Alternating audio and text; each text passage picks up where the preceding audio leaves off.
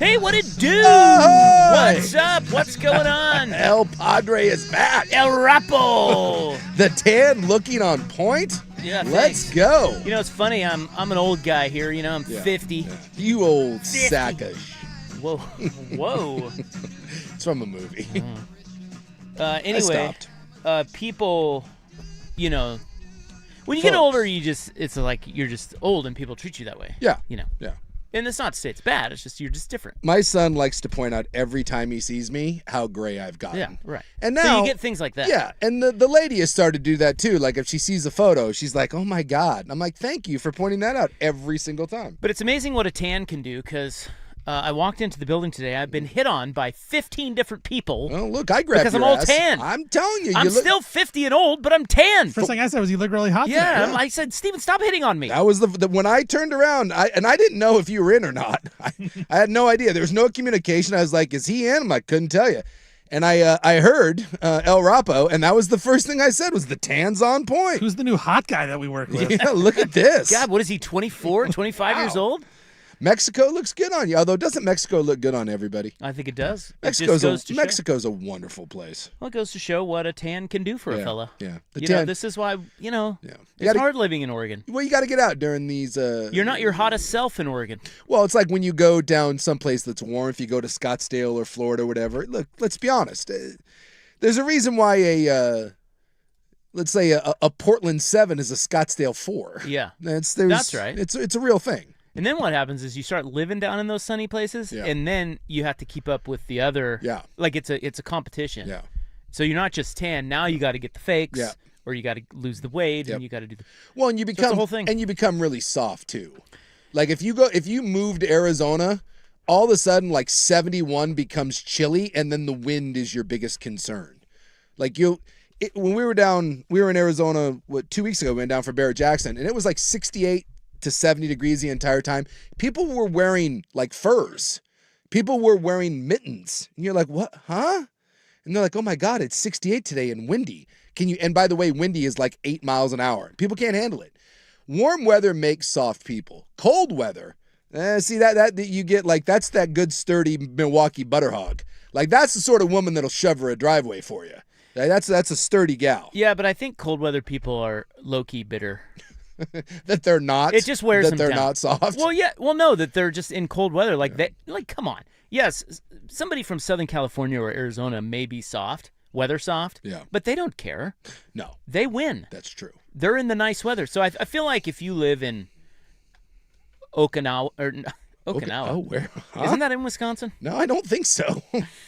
What am I thinking of? Oshkosh? Of all the places you could come up with, you hit me with an Okinawa, the Hawaii of Japan. Isn't it Oshkosh? There is an Oshkosh, Wisconsin. That's in yes. Wisconsin. Yes. Yeah. Like if you live there, I don't think you know it or maybe realize it. You're low key bitter Probably, yes. because you're not in. Yeah. But Phoenix. when stuff goes south and you want and like when it hits the fan, you don't want to rely on someone from Scottsdale. You want to find someone from the northern regions. Well, yeah. I'm but just you saying. also, those people don't need to worry about that because they live in Scottsdale. The S doesn't hit the fan. Look, it's life goals, okay? Yeah.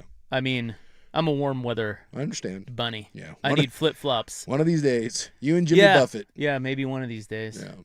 Well, anyway, that was like that in Mexico, too. It was like all the locals were saying, oh, it's so cold. Like, this is abnormal for us. Yeah. It was 72 degrees. Yeah, it's ridiculous. Yeah. They're wearing coats and stuff. Yeah, my buddy retired and he got a place in Arizona for like 3 months out of the year. And he's been there for a grand total now of like less than a year. And he's already bitching about the wind. It's like his big concern. Yeah, the in life. wind. Yeah. It was windy down there. Oh, yeah. It's like you're out of the pretty pool. rough. And he's like, dude, I'm telling you, we were at the pool today and like an umbrella blew down. Yeah. And what are we supposed to do? Well, listen. Major happenings. They won't give you a refund. No. I asked. This is a little windy out here. Could you little windy. Could you do something about that? Little windy. Oh, and the seaweed on the beach. Could you I will, yeah. Could you rake that up for me? Yeah, the seaweed on the beach can be a bit problematic. You know? Yeah. Well, I was gone in Mexico. We went to Cancun, Mexico. Mm-hmm. And I was gone there for Meatball's wedding. Yes. Ladies and gentlemen, Meatball is a married man. How about that? How about that is right. And you sent me what I believe to be one of the great wedding photos Yeah. that I've ever seen. It's a classic. It is fantastic. It is a classic Yes, photo. yeah. And it's a photo of, actually, the shoulders on which he sits. Really? Yeah. Who is that? So it's a photo of Meat, and he is on the dance floor after the wedding, and he's still in his attire, but I think he shed his coat. Now, the coat's off, the sleeves are. We all know that stage of the wedding, Right. Where you're in wedding garb, but everything has gotten sweaty, and we've kind of rolled sleeves. The tie is off. We're well into the party aspect of the wedding. He's got like 80s sunglasses on. Yeah, he's got like those lit up sunglasses. Yes. And he's on someone's shoulders doing the arm expression that can only be described as best night ever. We all know that pose. I mean, it whoever captured that photo, and it wasn't me. I'm not sure who did, but they sent it to me. I'm like, dude, this is hang it in the Louvre. Yes. It's so great. That's what I said. If Meat and his lovely bride do not have that blown up and framed in their living room, then what are they doing? What are the troops even fighting for? But she's not in it, so that might true. be a bone of contention. Yeah. But those shoulders in which on which he sits are the shoulders of our old boss Jeff Austin, who has since retired, our old program director, Jeff Baton Rouge. Uh-huh. That is his soon-to-be son-in-law. Really? Yes, he is marrying Jeff's daughter, who was at the wedding. Huh. They were at the wedding. What a strange little world. Obviously, because he's that would make sense. Yeah, that would be a little weird if it was not. He just randomly he's happened to randomly be there in Cancun, and everyone's like, "Hey, you want to jump on some shoulders?" Christos is his name. Okay. And saw Sophie. I haven't seen her for years. That's Jeff's daughter, and it was just so. Listen, I gotta say, it was a magical week. Yeah. It really was. And it's not just because you watch your kid get married and you're really proud and you're really happy, because most people are. But, weddings can be stressful, and they can be weird, and they can be drama-filled, or they could even be a disaster. Yeah. This was not. Went out without a hitch, huh? God, it was great. And I think it's just due to, it's like, you know how it is. We talk about this all the time. Some people oftentimes fret about spending too much time away from work, or spending too much money, or just they don't chase the experience. Yes. And every once in a while it all comes together where it's the right group of people in the right setting, and it's just magical. It just works. And that's what this whole week was. It's awesome. It really was special. And I got to tell you, man, no one's stressing, and everyone, you're in the zone, if you will. Just great people. The kids have surrounded themselves with wonderful people. Michigan, she's from Detroit. Her name is Emma. She's from Detroit. Larceny in her blood. And she brought an army, which is a testament to her and her, I mean, not really an army, but, a bunch of people, to her and her family. And they were great. And then, people from Philly, Chicago, San Diego, Kansas City, all over the place, obviously the Northwest. A melting pot, if you will. It was just everybody came together and just lived in the moment, and it was really, really, really special. And one can live a pretty rich life. Like, if you stop worrying about work and you stop worrying about money or whatever else keeps you from going and trying to experience moments like this, you can live a pretty rich life if you keep compiling memories like that. And that one is one that I will never forget. It's cool. Now, did we get some raw tears? Did we have a couple breakdowns? I did cry. Nice. 2 times. Would you like the play-by-play? Yeah, give me the playdown of the playdown. The 2 cry-ins. Well, so we were taking bets. This was so we're in the wedding party, obviously. So we're walking in. Now, my wife is with him. Sure. And then she is with her dad at the end, of course. And then I am walking her mom down the aisle. Okay. So I'm with her mom, and we were taking bets on how many guys in the wedding party would cry. Yeah. And the over-under was 2.5, but then 2 more guys came up, and we were like, 4.5. You got to up it. Because they already said, oh, yeah, I've already cried. Sure. So, and Dad was one of them. Yeah. So there's one already. And so I took the over 4.5. And I got down there, and I didn't think it would be me, but it was me. Right away. Can I tell you that already the poly market thinks that you're up to shenanigans? You take the over, and then you're the one that's crying? That's exactly what they said. Seems a little suspect. They were calling shenanigans. All the underbetters were livid. I'm not going to lie. Somebody got rich off this. Yeah. And it sounds like something that you would do, quite frankly. It kind of does. Yeah, it does. Is that a new hat? No. Someone's got to pay for this tan. My Langdon hat. Yeah. So I get up there, and I see Meat, and then Jen, Emma's mom, hugs him, and then it's my turn to hug him, and I just started crying. Gone.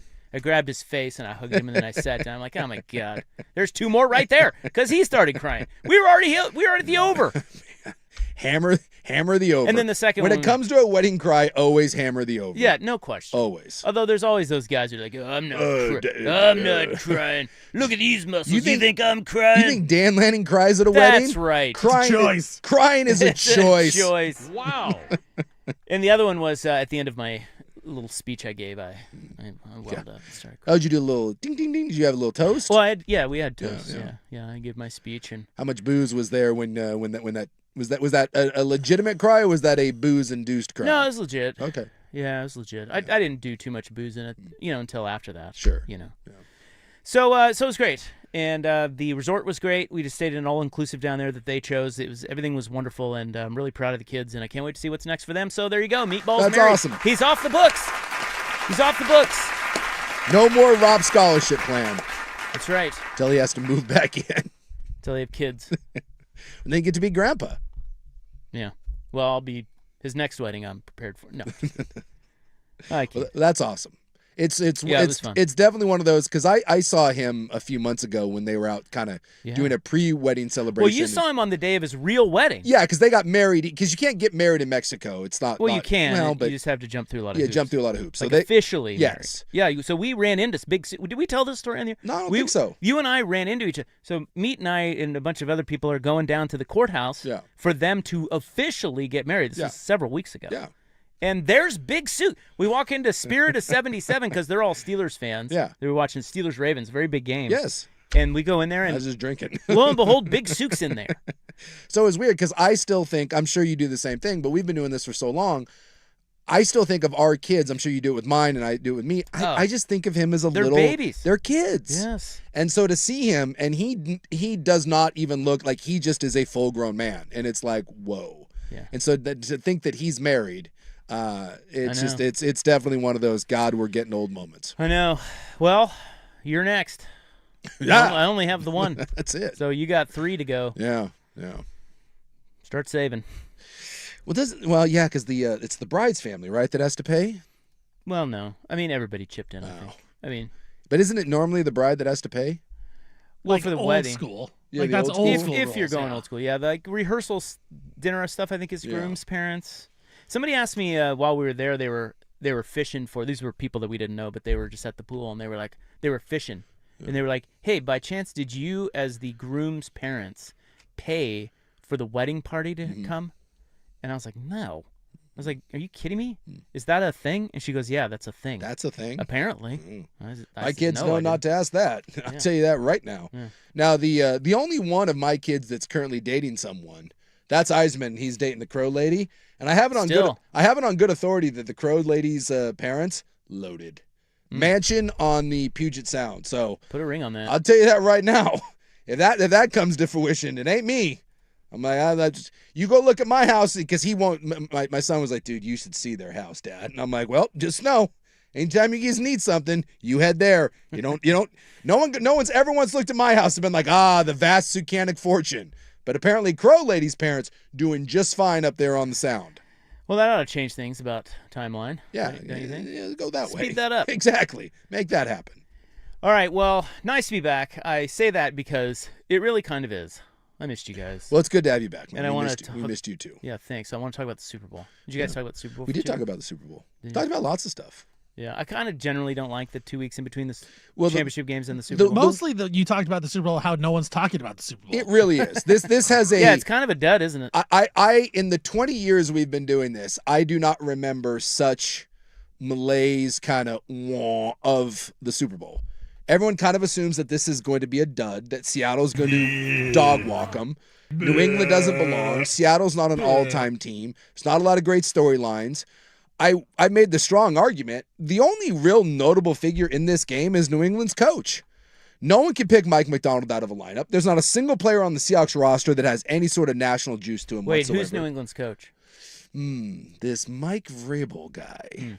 But, I mean, seriously, Jackson Okay. Smith and Jigba is the best player, and most people think he's C.J. Stroud. Like, there just isn't There's what, not what a does that mean? He's CJ. He Stroud? looks like CJ Stroud. Oh. Jackson Smith and Jigba can walk into any mall in the Pacific Northwest and probably be just fine. He does not stand out. There just isn't. And the Patriots, they have Drake May. Give me the outside of Drake May. Give me the next. Tom. It's Christian Gonzalez. Elias. Yeah. Gary. Yeah. Gary Kesmayass. They're just. Don't they have a guy named Hollins? Yeah, he's the barefoot guy. The barefoot guy. Yeah. But he's just, I mean, seriously, that dumbass who doesn't believe in, like, he's like a flat earth, no moon landing. Like, that's the next most popular New England Patriot. It's a weird Super Bowl. It is weird. No one really cares. But we'll all watch. Yeah. Because that's what we do. It's the freaking Super Bowl. 127 million people. And it'll probably be great. So, we're gonna start with the NBA. I'm gonna turn it over to our friend Levon over there and let him break down the NBA trade deadline. Boy, came and went yet again. What do you mean? Well, Blazers. Oh, the Zers. Yeah. Hey, we got Veet. We got the Veet. We got the Veet check. Yeah. Hey, we'll get to it next. Okay, that's where we're gonna start on the fan buy.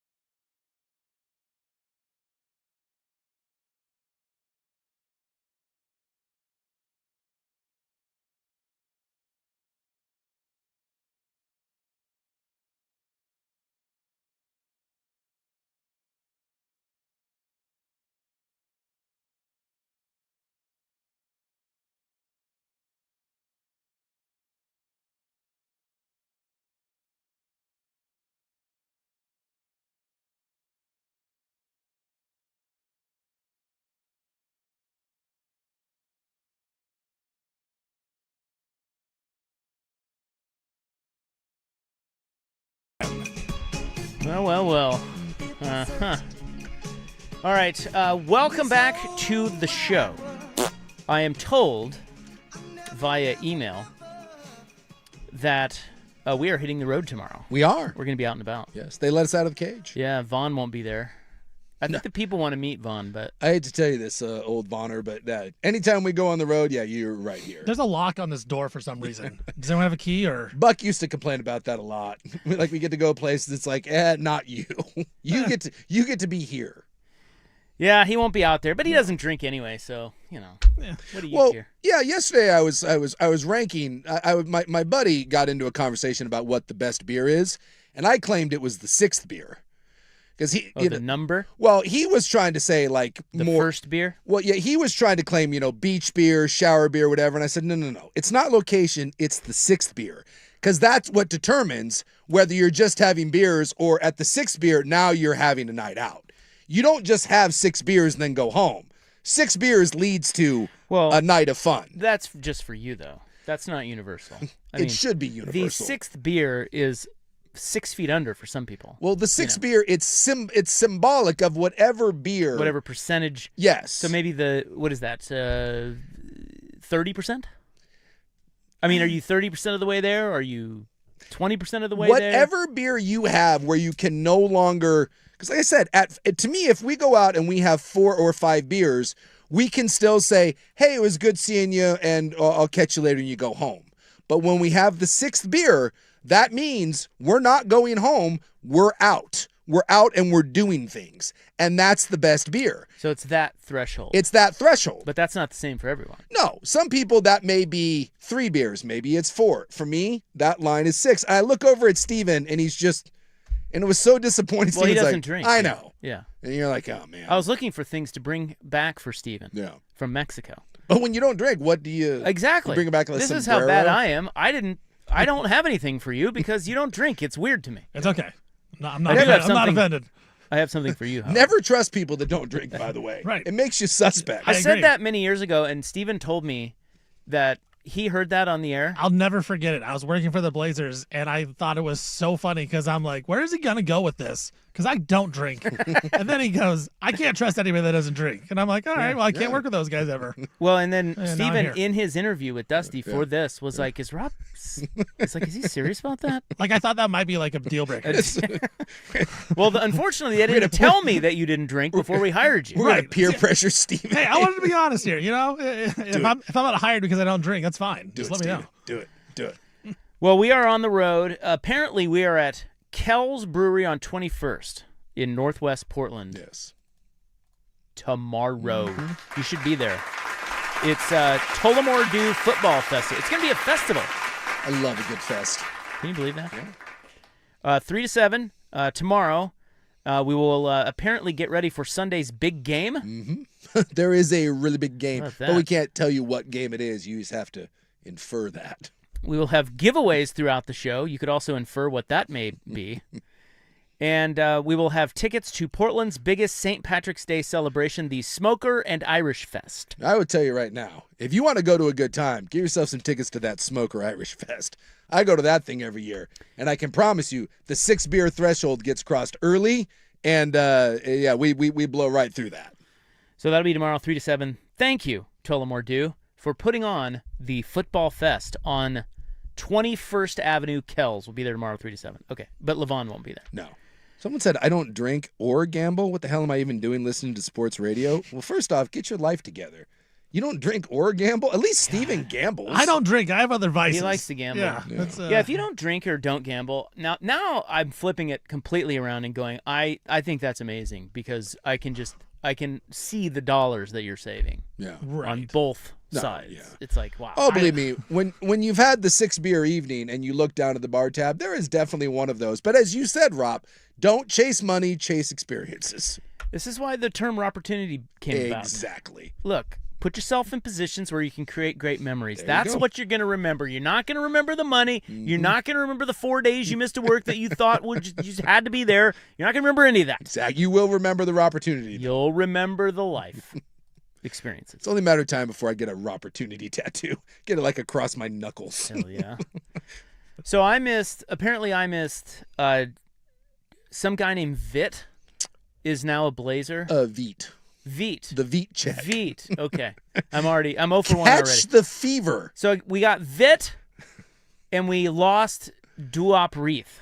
Yes. I say we. Yes. As if I care. Collectively, we. They traded Duop Reith while I was away? Yeah. Well, I don't know if you know this, and I'm guessing you don't, but No. he's out for the rest of the year. Oh. Yeah. Well, why'd they trade him? Isn't he better out? To get Veet. Yeah, they need Veet. They needed Veet. I was listening to my. What? I was listening. This is how much you will love Veet. I was listening to my favorite morning show, Dirt and Sprague, after the Veet trade. Were they breaking down the Veet They- news? they- the big Veet news? They talked to. I think his name was Andy Bunker. A guy. He does Atlanta radio, and I do believe because they brought him on to talk about the Veet trade. Andy had no idea. Who Veet was? Well, he had no idea who Duop Reith was. He was like, Oh. what? Who did we get in return? They had to break the trade to the radio host in Atlanta.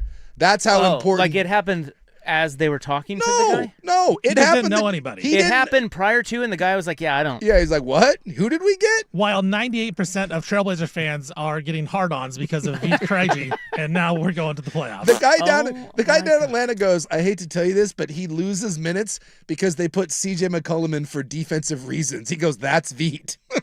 Oh, wow. Now I do know what that means. Yeah. Yeah. He doesn't play a lot of So defense. Veet, what's his name? What's his real name? Veet Krejci. Yes. Okay, where's he from?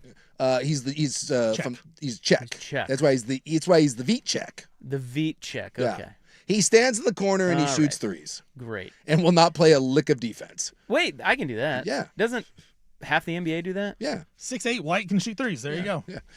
I just love It's when like Stephen Vaughn. when they had to tell the guy from Atlanta, he goes, wait, who did we get for Veet? And they're like, we got Duop Reith. And the guy goes, huh? And he goes, don't worry, he's hurt for the rest of the year. And the guy goes, whatever. It was one of my favorite interviews I've ever heard in real time, where someone was like, dude, what happened? Enjoy him. I don't know. He's gonna love Reith Yes. or Reap. Reith, Veet, Reith. You're doing great. Reith. Do up. You're doing He's great. gonna love him. Yeah. When he's back. When he's back next year. Just ask Blazer fan. Yeah. They can tell him all about Hey, him. I'll tell you, for a while, Blazer fans love themselves That's some Duop right. Reith. And there will come a time where the Veet check will hit like 7 threes in a game, and we will instantly be like, oh my God, the greatest Blazer of all time. Well, the question is Duop Reith, is he going to get like a tribute video when he comes back? I would certainly hope. I would imagine so. There's a lot of highlights in there. Yeah. You know. Got those tall socks out there. Wow. So Giannis is not a Blazer. He is not. He's not anybody. I woke up to SportsCenter this morning and I thought I'd watch it because I was like, oh, I wonder if the Blazers made any moves while I was away. Or did anything big, because I saw Harden got traded and, No. someone on there. And first thing they do is they have Windhorst. And he says, the Blazers sniffed around Giannis. I'm like, ooh, turn it up. Yeah. I'm cranking up the volume. And he goes, yeah, but they had nothing compelling to offer. No. Well, there was a report, I think Scott Quinn had it, where they said if he was going to get moved before the trade deadline and not taken into the offseason, the Blazers did have the best package. It's just that Giannis doesn't want to come here. So Yeah, he doesn't want to re-sign here. that's problematic. Hey, I wonder who called that. Huh. Pat myself on the back there. So we go into Really the, hard one to predict. We go into the offseason. I think, honestly, the weirdest part of the trade deadline is Memphis could not get a single Yeah. one for John Morant. No one really wants John Morant. No. And I think it's hilarious. They just needed apparently all they were doing, they were asking for one first-round pick, and Ja had no market.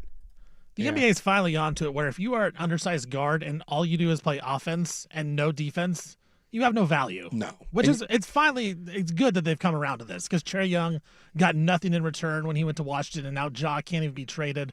We saw CJ McCollum get no value. Like, the Blazers kind of lucked out when they traded Dame when they did. NBA teams were still dumb enough to give up some draft picks for it. Can we But also, why do they do that, though? Like, why do these guys always continue to get traded as if somebody wants them?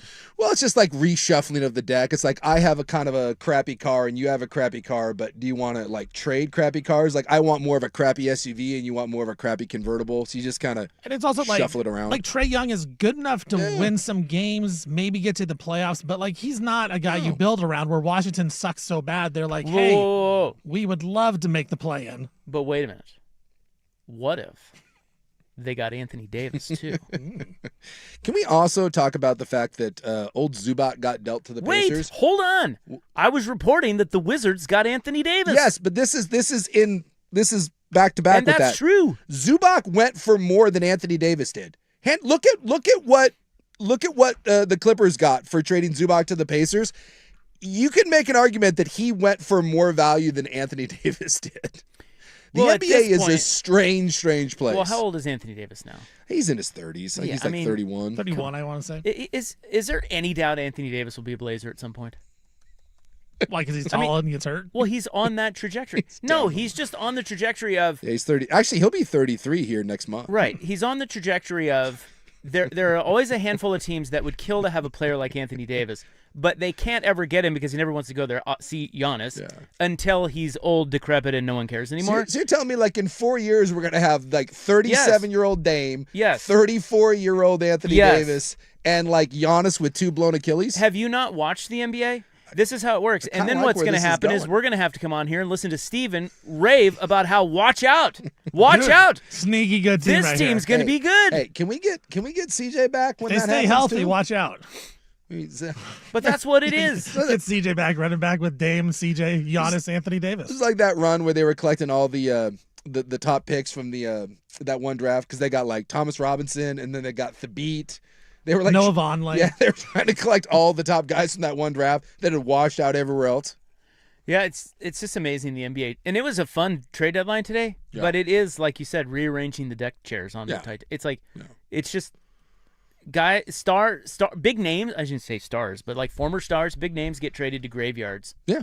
For good. Graveyards for good, but inconsequential players like the Wizards. I do want to ask Suk, though, because Suk did claim that he had hope that the Blazers could get Giannis. Is your hope dead now? Yeah, I think for the most part. Yeah. For the most part, are you?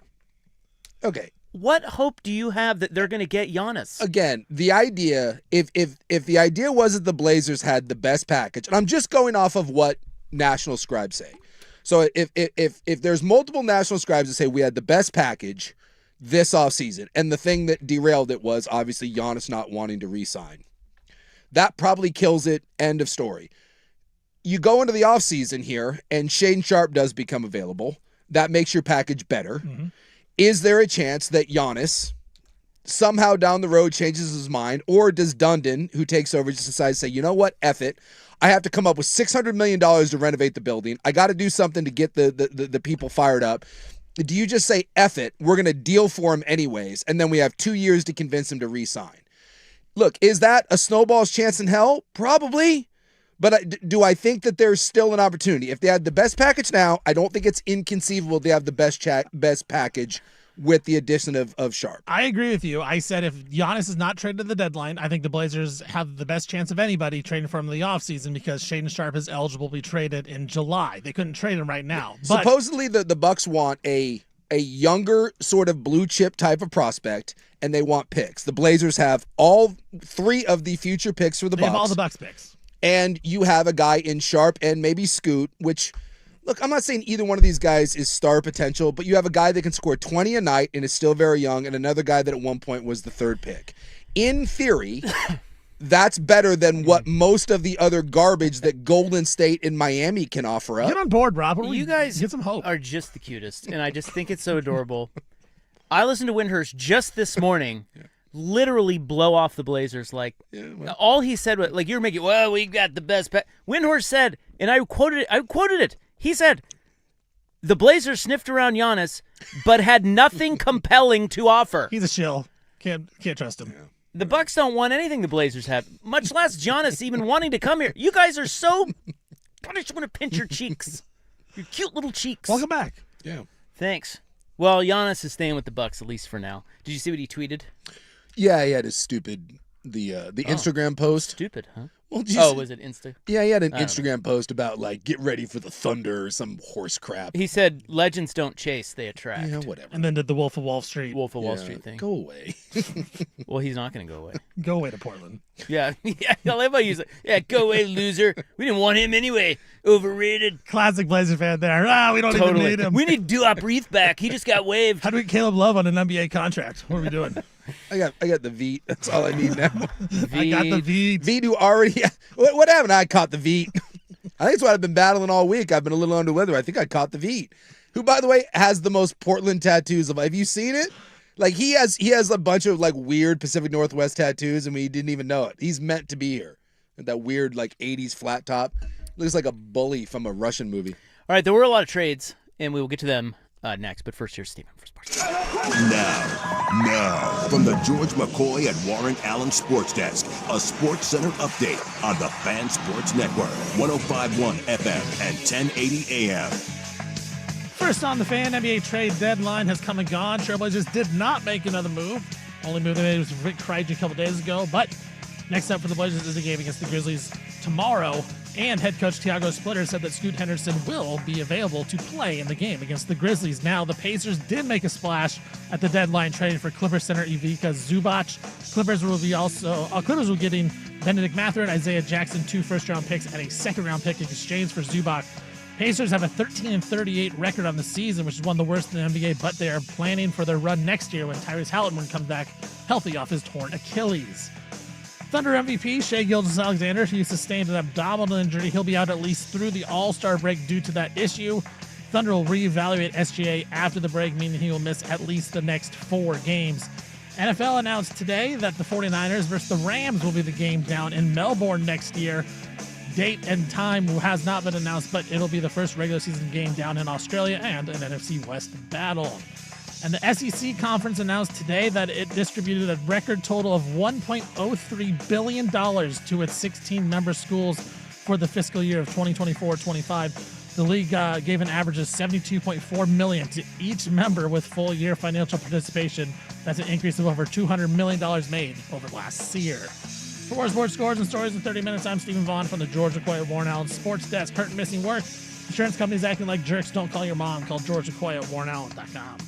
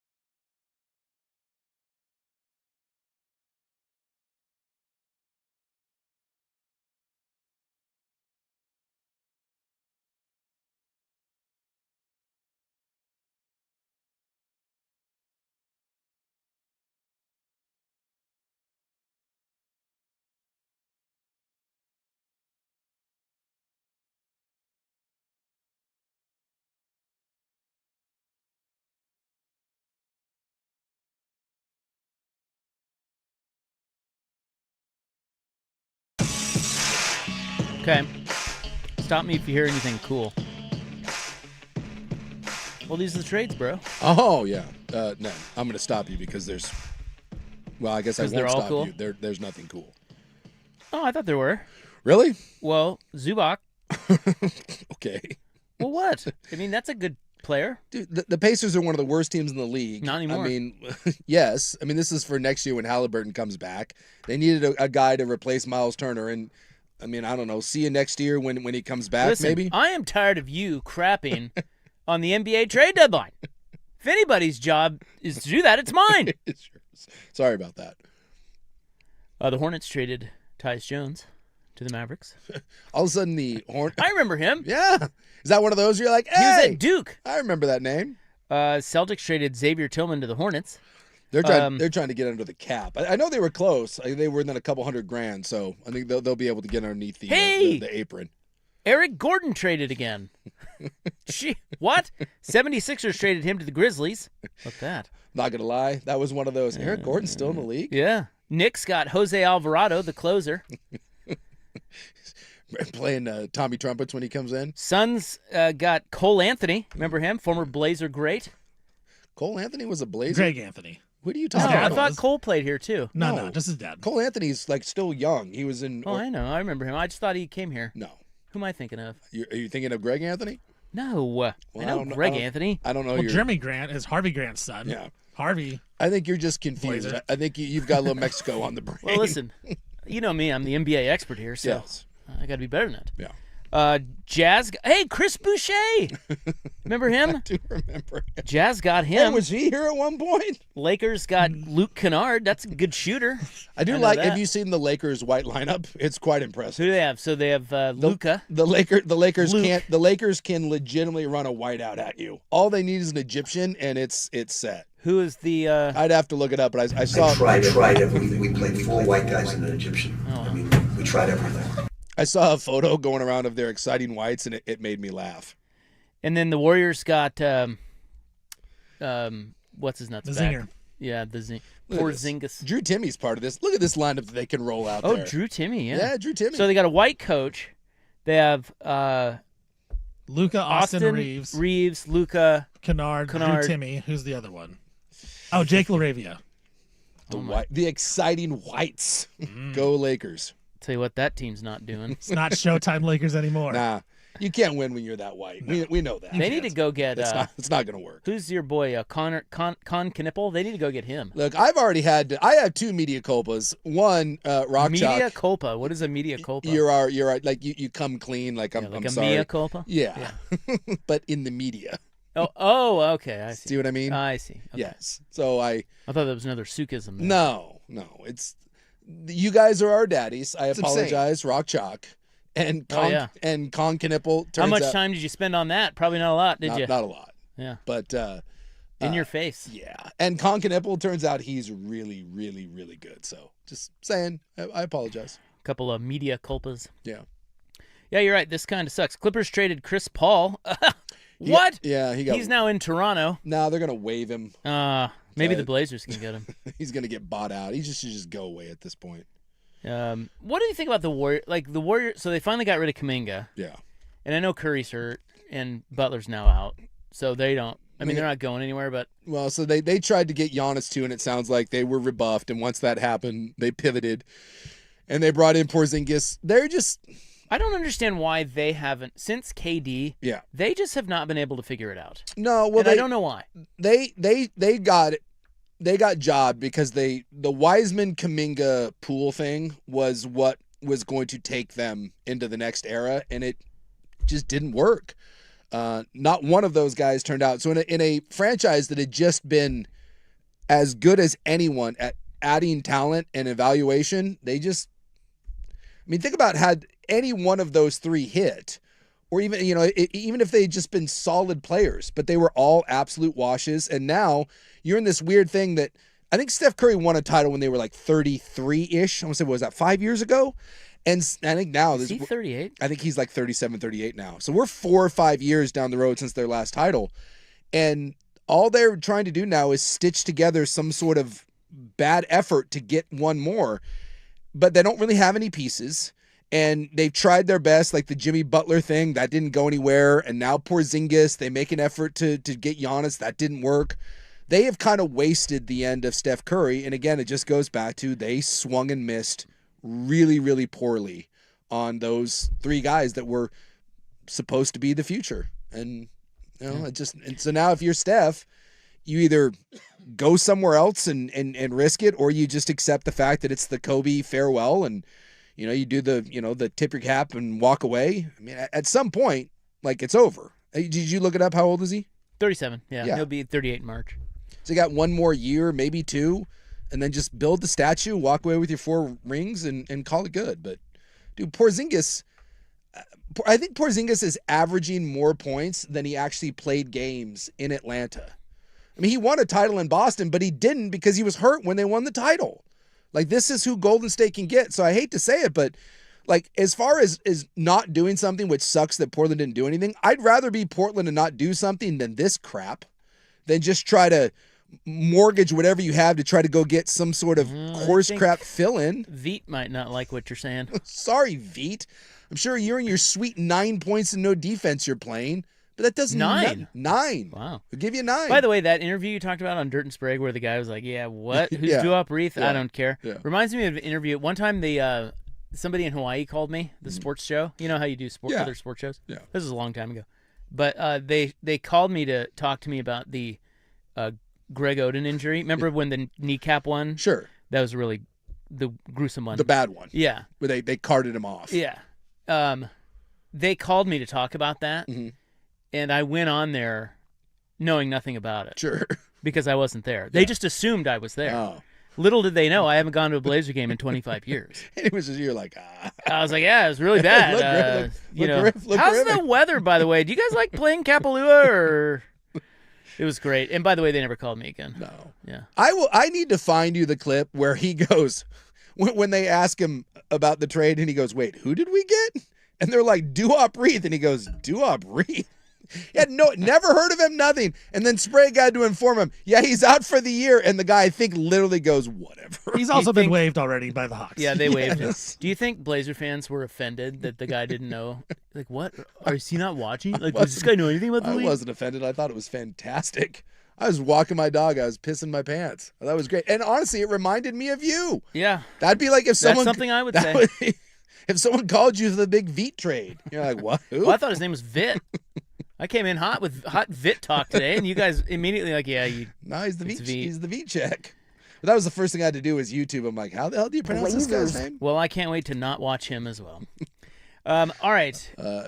He had a big game. I think he went like 1 for 7 in his opening. 5 points. Yeah. Coming up important next, points. we need to talk about a real team.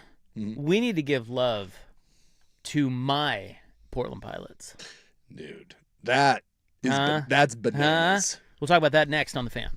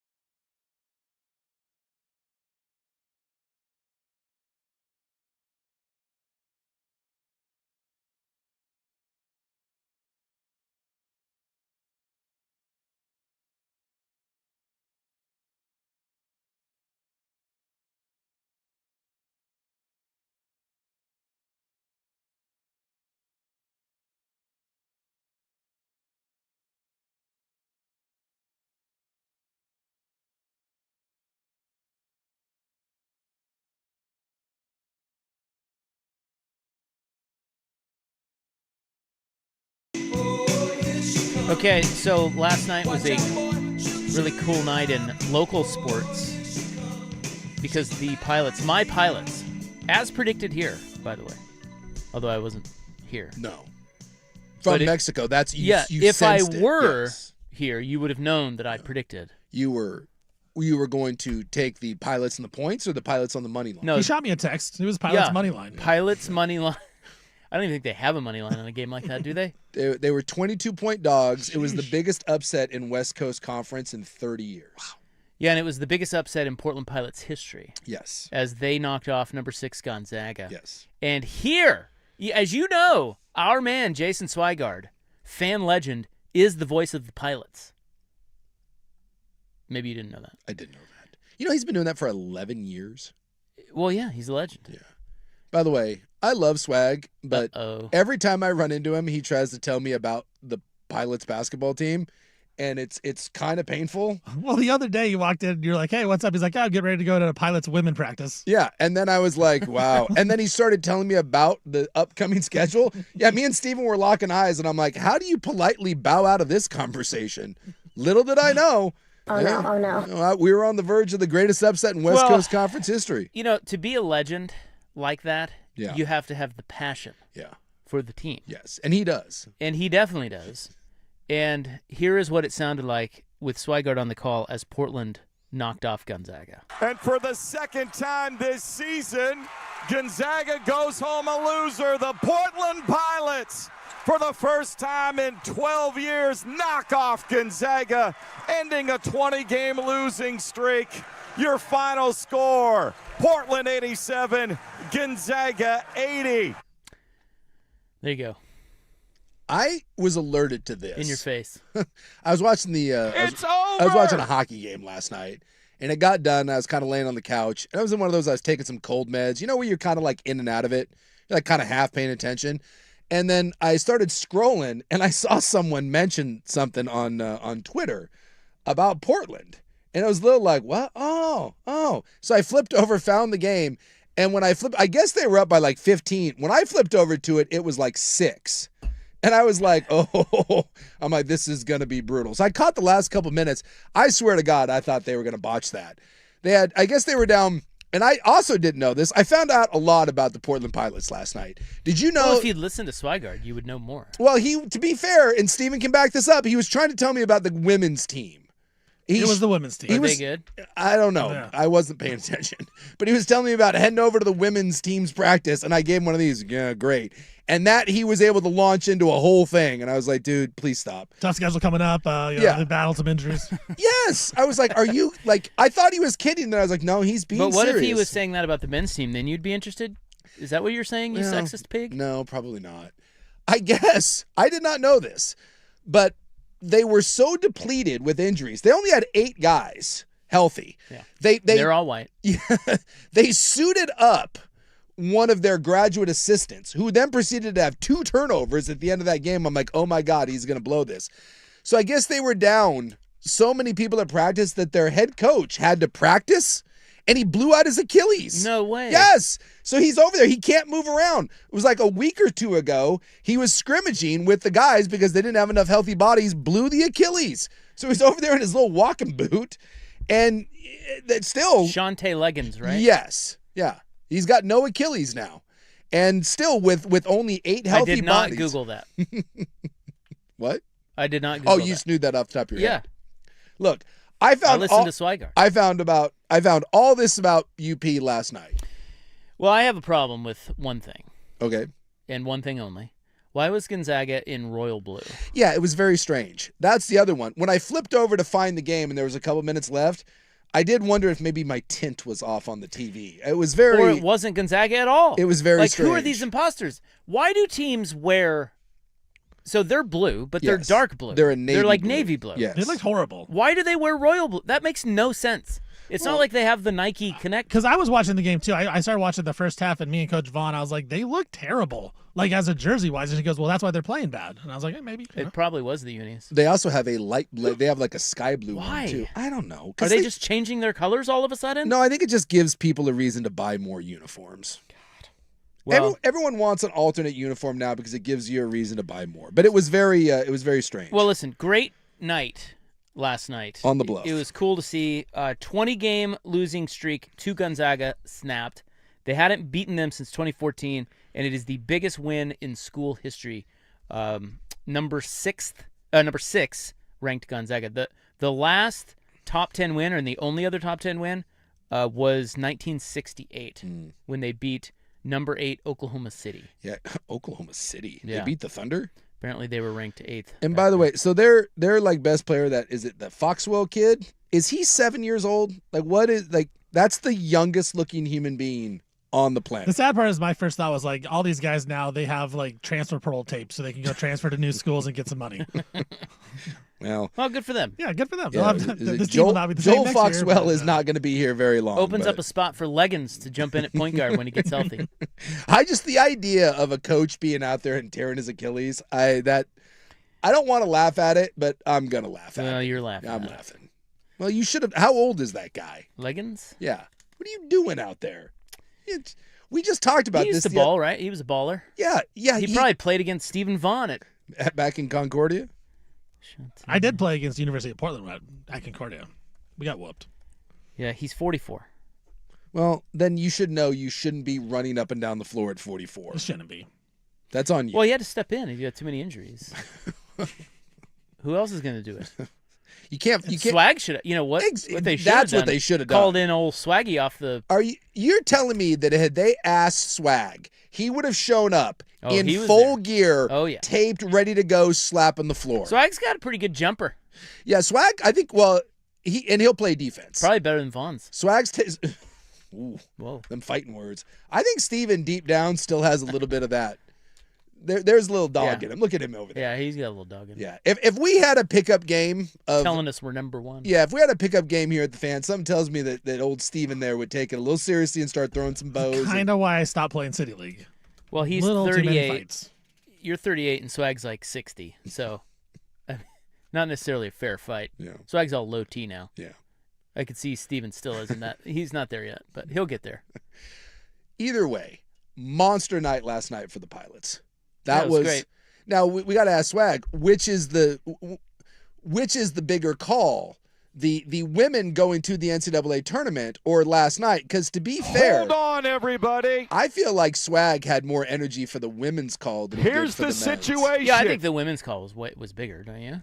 We think it's over. I'm not here to criticize because I am not the voice of the Portland Pilots. I expected maybe a little more oomph from Swag on a 22-point underdog win. I think it's pretty hard when you only listen to the 10 seconds Sure. of once it's over. He probably poured his whole heart and soul into every play of the game. That's true. And then we listen to 10 seconds and ask for more. I mean, that's a little unfair, don't you think? I kind of wanted, though, I wanted a real punctuation there at the end. And I'm not certain He didn't have it, did he? Not certain that I got it. He may have blown the wad early. He didn't have it. I'm telling you, did you didn't see any of the game? They damn near I saw the highlights. They damn near gacked that thing away. They had a 5-second call. They had there was some at the end where you're like, oh yeah, here comes the crapping of the bed. Well, come on, we don't need to talk about that. They beat him. They beat him. They beat Gonzaga. Gonzaga's good. Gonzaga's the sixth, right? They're number 6 in the country. Only have one loss. Well, two now, but Yeah. Who else beat? Oh, Michigan. Michigan bumped them. That's right. Michigan bumped them. I watched Gonzaga play early against. I think they played against Creighton early in the season. I got a buddy of mine that went to Gonzaga. And so I've seen a couple games where Creighton sucks. I'll go over it against. I'll be at his house and he'll turn them on. Dude, Gonzaga can play. They've looked really good. I mean, they're not BYU good, but yeah. Well, BYU lost again. I saw. Did you see that? Yeah, I saw. Oklahoma State. Yeah, it's not going great. You guys have lost 4 or 5 now We're after just- all your S talk. We're just pacing ourselves. because the fans are rude. That's why. Pacing ourselves for the. Yeah, can I ask you about that? I want to ask you. That bothers me. Yeah, immensely. I wanted to. It happened again. It happened again. Yeah. And really bad too. Yeah. Well, okay, so suddenly we've got hot college basketball talk here on the Fan. It's over. We think. Still one of my finest. We think. That just. It was great. That's one of the great moments in this show's history. Absolutely great. It's over. Here's the situation. We think. Hold on, everybody. It's over. Here's the situation. It's over. We think. See, can we play the Gonzaga call when the men win? Give What? me Oh, yeah, the one from last night. I got you. Yeah, Hold give me that one more time. And for the second time this season, Gonzaga goes home a loser. The Portland Pilots, That's pretty good. for the first Fired time up. in 12 years, knock off Gonzaga, ending a 20-game losing streak. Your final score, Portland 87, Gonzaga 80. But That's a good now call. give me the it's over from the women's. Well, I don't have the whole thing. Yeah. He gave a It's Gonzaga. over. It's over. We think. That's the it's over for the women is greater. Yeah, well, it was a bigger game. They just beat the number 6 team in the country. Yeah, but this was for the tournament. Is it because it ended up being a somewhat comfortable, like a 7-point victory? It wasn't like right down to the wire. Yeah, if that was like a game-winning or game-tying missed shot, Look, he probably goes crazy. If Swag could redo it, knowing the history, the correct call should have been, "It's over." It's over. He should have recreated You're that. so It's right. over. He should throw the fan guys a little bone. Yes.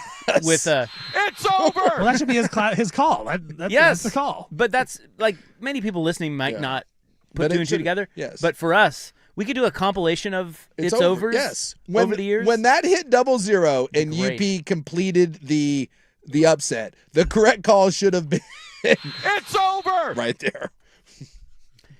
All right. Yeah, a little college basketball. I have an ACL question too. I'd like to ask the doctors here on the program about. Yeah, have you seen the video going around? I don't understand. It's pretty crazy. You're going to need to explain that to me. Okay. And we will do that coming up next hour on the Fan. Bye.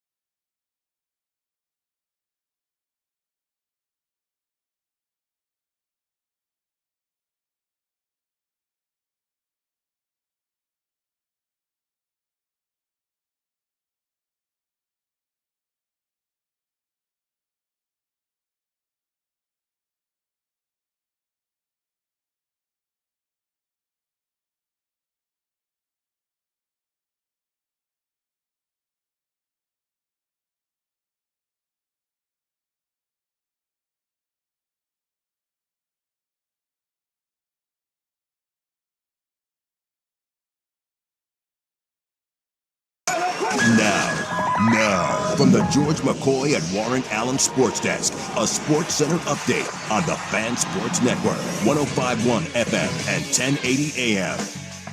First on the Fan, NBA trade deadline has come and gone, and the Trailblazers did not make any moves today. Only move they get is Vit Krejci the other day. So next up for them is a game against the Memphis Grizzlies tomorrow, while head coach Tiago Splitter says the point guard Scoot Henderson will be active and will play in that game. The Pacers did make a splash, though, in the trade deadline. They traded for Clippers center Ivica Zubac. Clippers will be receiving Benedict Mathurin, Isaiah Jackson, 2 first-round picks, and 1 second-round pick. Now, the Pacers have a 13-38 record this year, which is one of the worst in the league, but definitely planning on next season when Tyrese Halliburton come back healthy off that torn Achilles he suffered in Game 7 of the Finals a season ago. Speaking of the Finals last year, Thunder star Shai Gilgeous-Alexander, he sustained an abdominal injury. He'll be out at least through the All-Star break due to the issue. Thunder then will reevaluate SGA after the break, meaning he will miss at least the next 4 games. NFL, they'll have 9 international games this next year, and they announced today that the 49ers versus the Rams will be the game down in Melbourne next year. It'll be the first regular season game down in Australia, the NFC West battle. And the SEC Conference announced today that it distributed a record total of $1.03 billion in revenue to its 16 member schools for last year. That means an average of $72.4 million to members with full financial participation. As an increase of over $200 million in revenue from last year. For more sports scores and stories in 30 minutes, I'm Stephen Vaughn from the George McCoy at Warren Allen Sports Desk. Hurt, missing work. Insurance companies acting like jerks. Don't call your mom. Call George McCoy at warrenallen.com.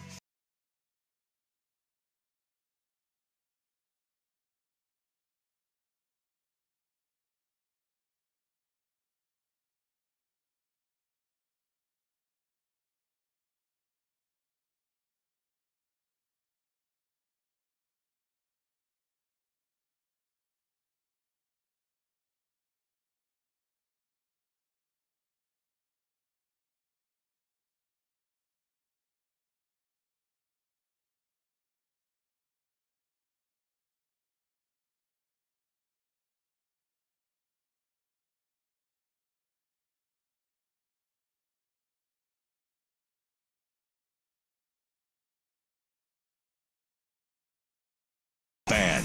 All right, it's hour 2 of the program. I am back and already have us way behind. Real quick, though, got hot ACL news. ACL talk coming up here. We cover it all. Anybody watching the Olympics? Well, so far all we've had is really like curling. So, Are you watching the Olympics? I will. I love curling. Hockey starts, so I will watch hockey. Yeah, there's hockey on my TV when I came in and sat down today. Yeah, so who's playing? I'll watch some Olympic hockey and I don't know, maybe some ski jumping in the doctored penises. What? You haven't seen that? This is a real thing. People are injecting their penises to fly further in ski jumping. It's an investigation. You need to look this up. I texted you the article. Yes. Yeah, this is a real thing. I saw this before. Then Steven sent it. And How would? do yourself a favor, look it up. We'll have a discussion. Yeah. All right. Yeah. Illegal penises. The next wave of. Okay. They're dubbing it Penisgate. Yes. In Germany, that's what they're calling it. It is. This is a real thing, by the way. Penisgate with ski jumpers. Can't believe I haven't seen this. This seems like it'd be right up your alley. Should be in your algorithm. Come on. It really should. Totally. Yeah, so the BYU, you guys lost again, and it's really sad that you're wasting all that talent. But we had it happen again, where you bros are getting hit with the derogatory Mormon chants. Yes. This one at Oklahoma State. Yeah. And I wonder, it sort of feels like now that it doesn't really matter where you are, if it's a hostile environment, or I say you, BYU. Yeah. If it's a hostile environment, they're getting this. Yeah. And I wonder how it can be stopped, because it's ridiculous. It's happening. It seems like it's happening more and more and more. It happens quite a bit. Now, I will say that when I played, we got this, maybe not an entire crowd, but the amount of times that I heard some version of F the Mormons, really nasty stuff from fans, from players. And I have not been affiliated with that church in 20 years. But the idea that is allowed and somehow is viewed as cheeky and fun. It is, and I said this when Oregon did it. I'll say it when Oklahoma State does it. I'll say it when Duke, like it blows my mind, because that whatever you think of the Mormons, that is a religious organization. And the idea that if you could go out and say F the Jews, F the Muslims, F the Christians, Fox News would literally shoot a chicken out of someplace if a student section started chanting F the Christians. I think you mean their butt. Yes. And yet somehow, just in case, more and more, it's becoming fine. Colorado did it. I mean, this is now becoming an increasing thing where you have thousands of people to get together and chant F a religious group, and somehow it's just wiped away. Why? Because the Mormons are nice, and that they don't, I'm not affiliated with them, but that they don't push back on it. It's the most ridiculous thing. And then there's always some statement from someone being like, well, we should do better. And it's the same thing. It's embarrassing. Rinse and repeat. We'll investigate, and then it's like, oh, we'll fine you, and then that's it. That's it. So pathetic. I don't know how that gets better. I don't know how that changes. It's just lazy. Like, I'm all for trash talk, but it's just like, that's such a lazy trash talk to do. Like, right. You can come up with such better things, but that's just the default that everyone goes to. Yeah, like of all the things that you could chant about Richie Saunders, yes, his faith who should not be one of right. It shouldn't be that. It should be something else. Yeah. Again, I never minded when I was playing, and if someone went down the road of something clever, if you wanted to make fun of the bicycle thing, if you wanted to make fun of the goody two shoes thing, the non-swearing, non-drinking, like I get all that stuff. But if ultimately you're just down to F you because you believe in a religion, why is it that the only one that's allowed? Like you can't do that with any other group. You can't say F the blacks, F the Muslims, F the Christians, F the Jews. Like none of that would be tolerated. There would be massive implications when that happened. But somehow with the Mormons, and like I said, I just feel like for me, having grown up, in that religion, and again, you don't have to agree with religion. I certainly don't. It's why I left it. But the idea that in this country, that usually is something that gets taken pretty seriously. But with that group, for whatever reason, everyone's like, oh, well, they can take it. And it's ridiculous. It bothers me immensely. And then when you do bring it up, people do the get over it. That's a joke. Oregon student section, when you did that, that's a joke. You know what I heard from Oregon fans? Well, it wasn't that many. By the way, I was at that game, and I was on the other side of the stadium because we have tickets to the station. So I was on the other side of the field, the other 30-yard line from the student section, and I could hear it. So don't tell me that it's a handful of people when I can hear it at Autzen Stadium from across the field. Go watch the clip from Oklahoma State. Trust me, you can hear that throughout the whole arena. It's just, it's baffling. So here's what their coach said. This is, by the way, again, it was Stillwater, Oklahoma State. Yeah. A lot of rubes down there. But here is the coach of BYU, Kevin Young. Kevin Young. He said, it's a great win for Oklahoma State. Their fans should be proud. It would be great if some class was warranted in there as well. I've got 4 small kids at home. I'm a Mormon. When I go home, they're going to ask me about it. Same ways they asked me about it last year at Arizona. There's just too much hate in the world to be saying stuff like that. We've got enough problems in our world without going at people's religion and beliefs and whether it's in vogue or not. End quote. Yeah. And Oklahoma State fans are claiming they were saying refs a Mormon. Oh, stop. And that was their whole thing, too. Again, there's always some. Always an excuse. There's always some sort of BS excuse. Well, it's just it was a handful of us, and that's not really what we were saying. To be clear, they were saying F. Clearly, if you go listen to it, they were saying F. And it's just pathetic. It's absolutely pathetic. It is. I just don't know. I don't know how it gets any.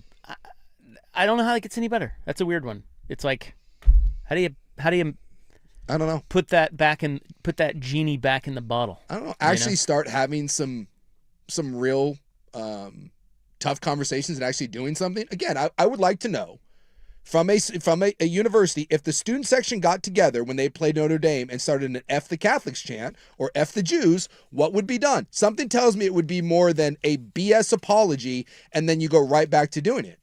It would be national news. What if we just went on there and we started going after ethnic groups?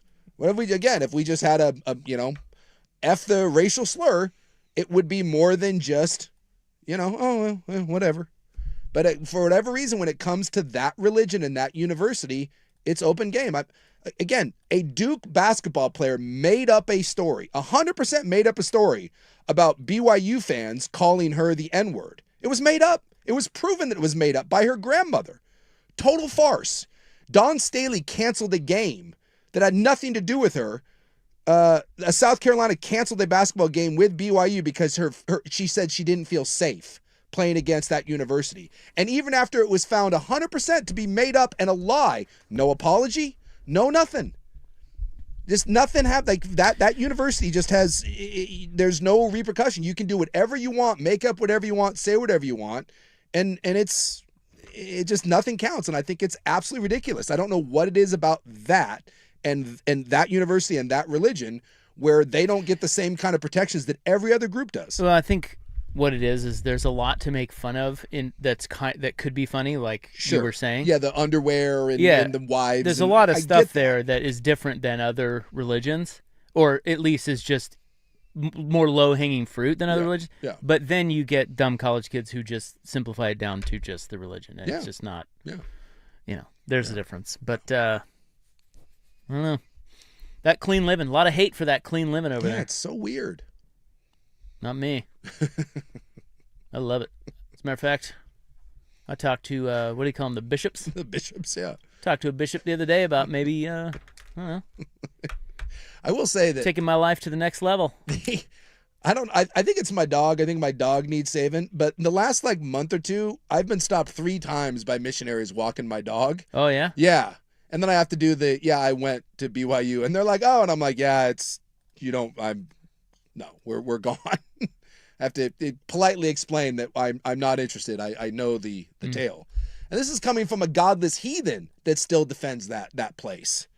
There's plenty of stuff to make fun of them for and to point out some of the flaws or hypocrisy, but that crap that they do, that's ridiculous. Just be more creative. That's all we're asking. Exactly. If you're going to insult me, get good with it. Yeah, be fun about it. All right, coming up next, ACL news and Mino Comprende on the Fan. That's Spanish, by the way.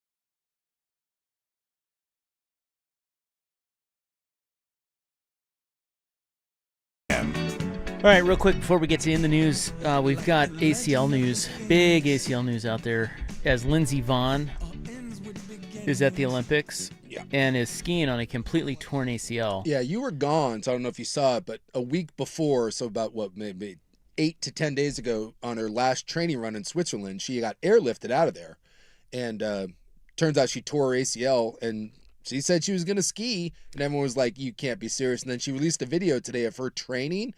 And she's not skiing, but the training video is pretty crazy, the stuff she's doing. This is just what I don't understand. Like, how can you have a torn ACL? She says she has no swelling and no pain. Yeah. And then she posts this video of her squatting. Yeah. And, I mean, she's fine. Like, what? Well, that doesn't compute. So the ACL, like, if you get the swelling out of your knee, and I'm sure she had every kind of treatment therapy available there, but I've seen guys attempt to play on torn ACLs. I had a running back that played for like 2-3 weeks on a torn ACL. So the ACL and the PCL in your knee, it creates a little X, right? And the ACL keeps your knee from going forward. The PCL keeps it from going back.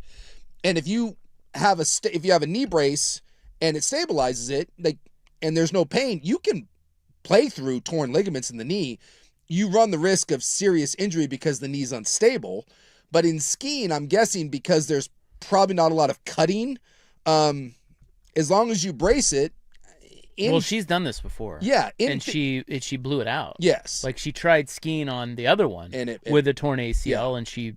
So, again, imagine because your knee's unstable, and if you do it and there's nothing that prevents your knee from going forward, this is why they don't recommend it, because you have a greater chance of shredding the rest of your knee, tearing the meniscus, tearing the ligaments. But at 41 in your last Olympics, I'm guessing she's like, what the hell? If I blow the knee completely, oh well, let's try it anyways.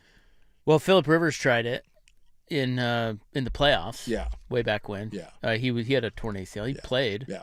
Can't remember how he did. We had a running back, Brian McDonald, tear his ACL, and he took about 2 weeks off, and then he came back, and I want to say he played another week or two and was really ineffective, and then they were like, hey, this is Dennis Dixon against Arizona. Yes.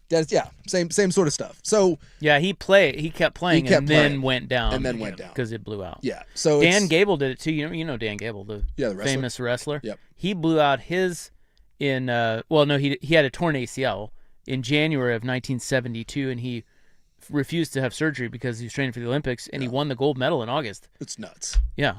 Because, again, think about, like, as long as you're not planting and turning, so there's sports that are more, you could get away with this more. And I'm guessing skiing is probably one of those that's maybe a little easier to do. But let's also remember, like, Lindsey Vonn is great, but she's been in 4 Olympics and has only ever won 3 medals, a gold and 2 bronze. So the chances of her medaling on a blown out ACL at 41, it's an amazing story, but I mean, you're really probably, I wouldn't count your chickens on this one. But it's incredible that she's even attempting it. But, I mean, this is her last run, so why not? You know, give it everything you got. All right, well, I have great white shark news. Do you think you would ever see a great white shark at the Tillamook Cheese Factory? In the factory? Like trying to get like a beef jerky? Oh, yeah. That's a great tour, by the way. Yeah, I haven't been since they redid it. I haven't either. Redid it. It would scare me if there was a great white at the end of that, yes.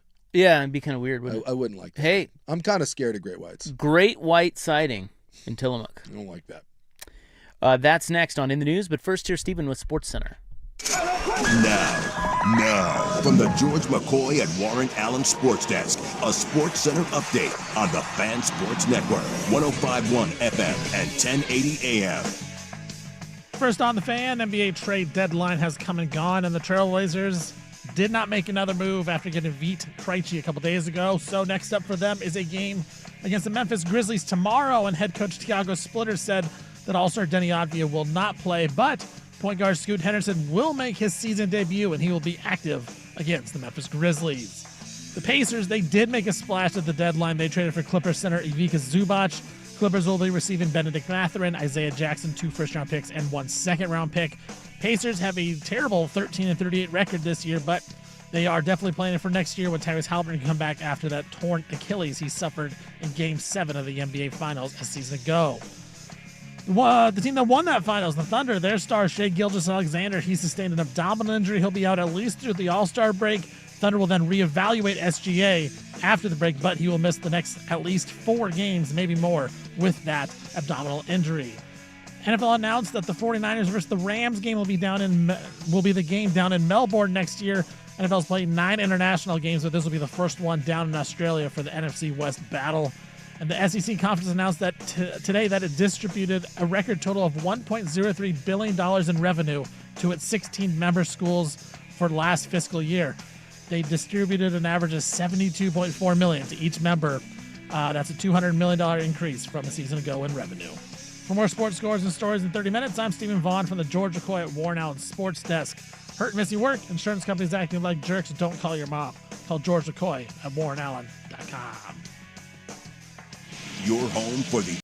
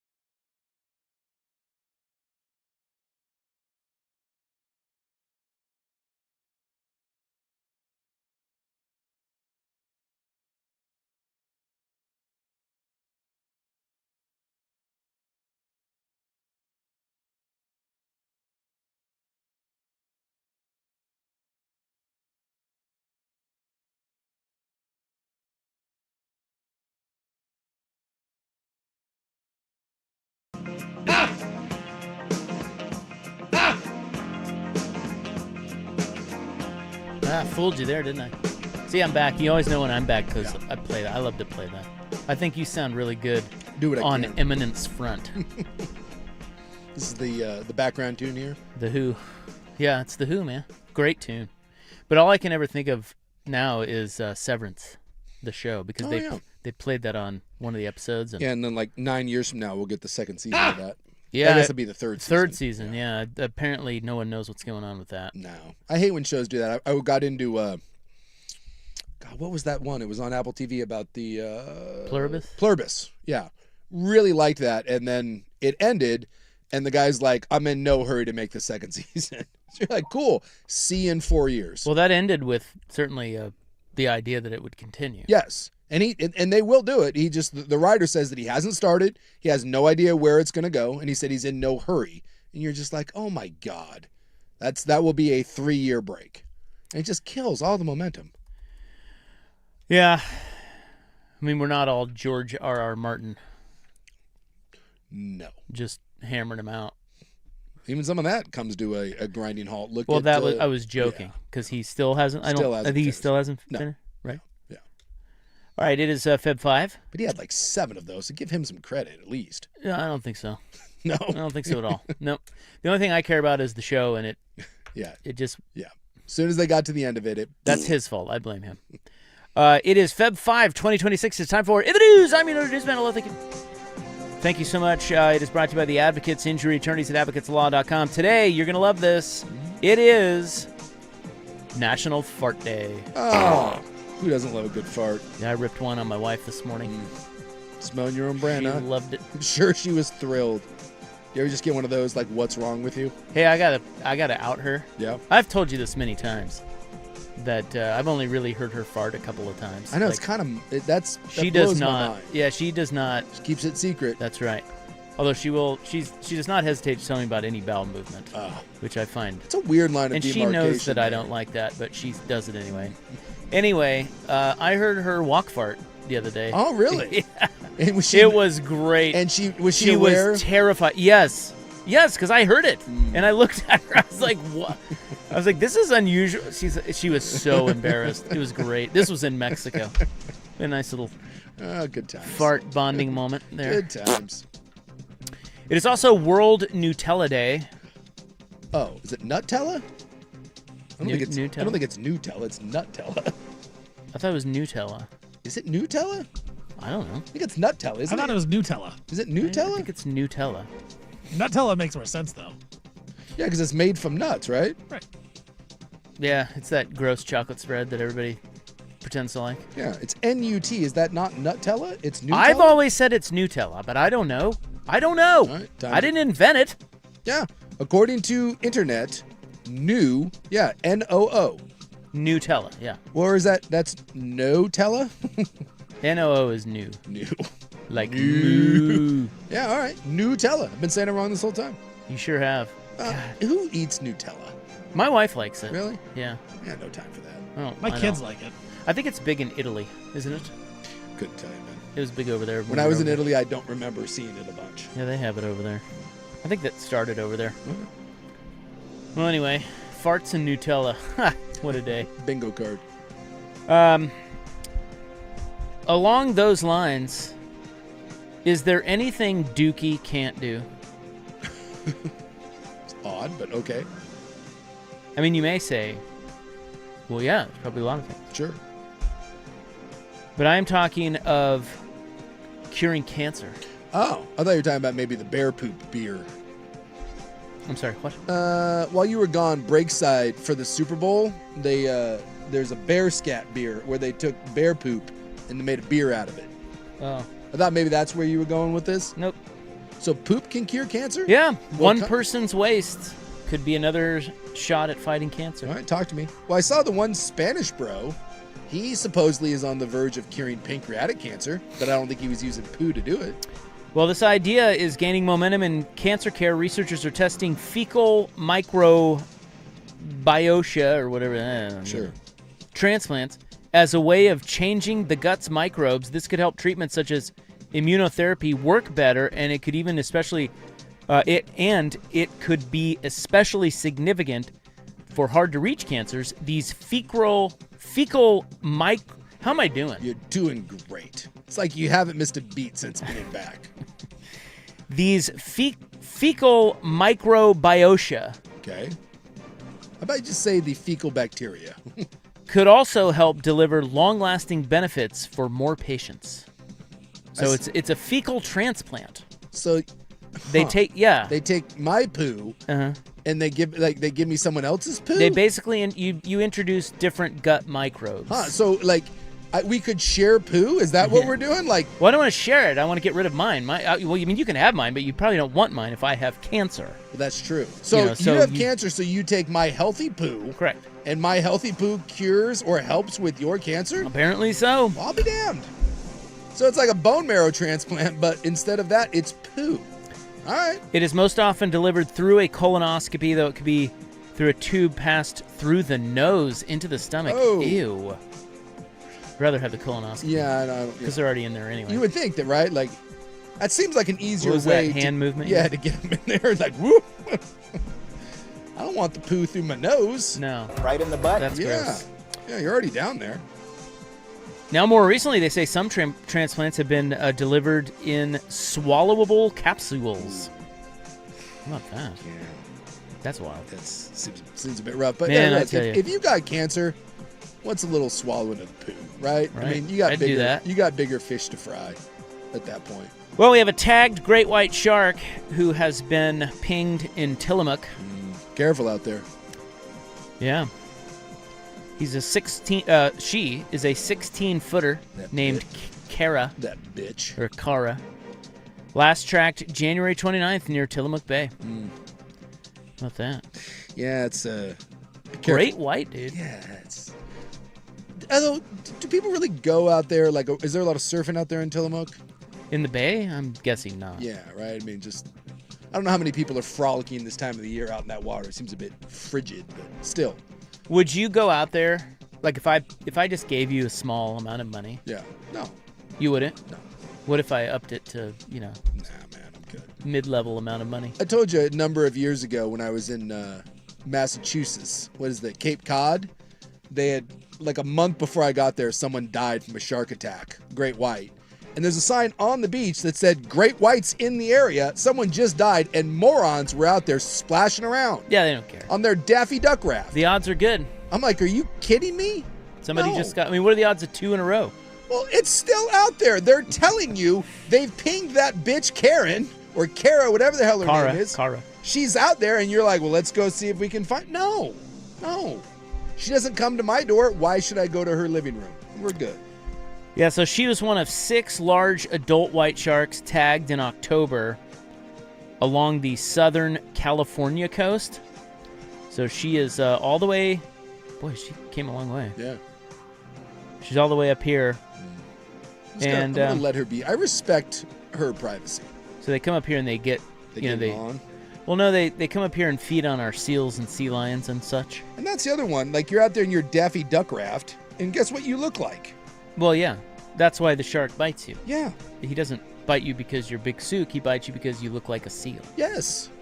And you're splashing Or around she. splashing around in the water, you're on your surfboard or whatever, and then she spits you out, but it's too late because you're missing a limb now. Wow. I love the ocean. I like playing around in it, but the shark thing, it's always in the back of my mind.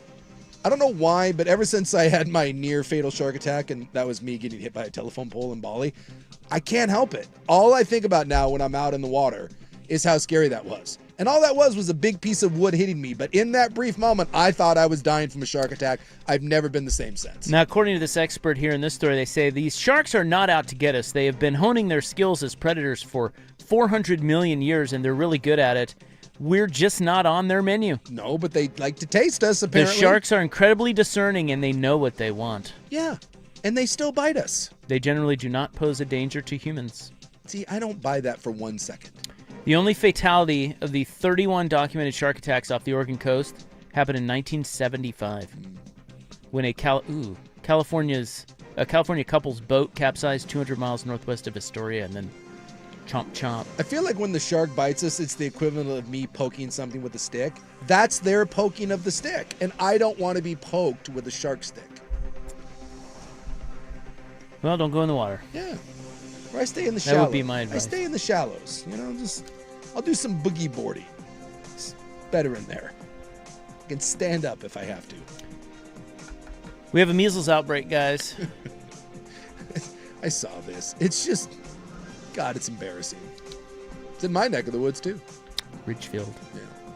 We'll get to that next. And what would you pay for Music Millennium? Coming up on In the News here on The Fan.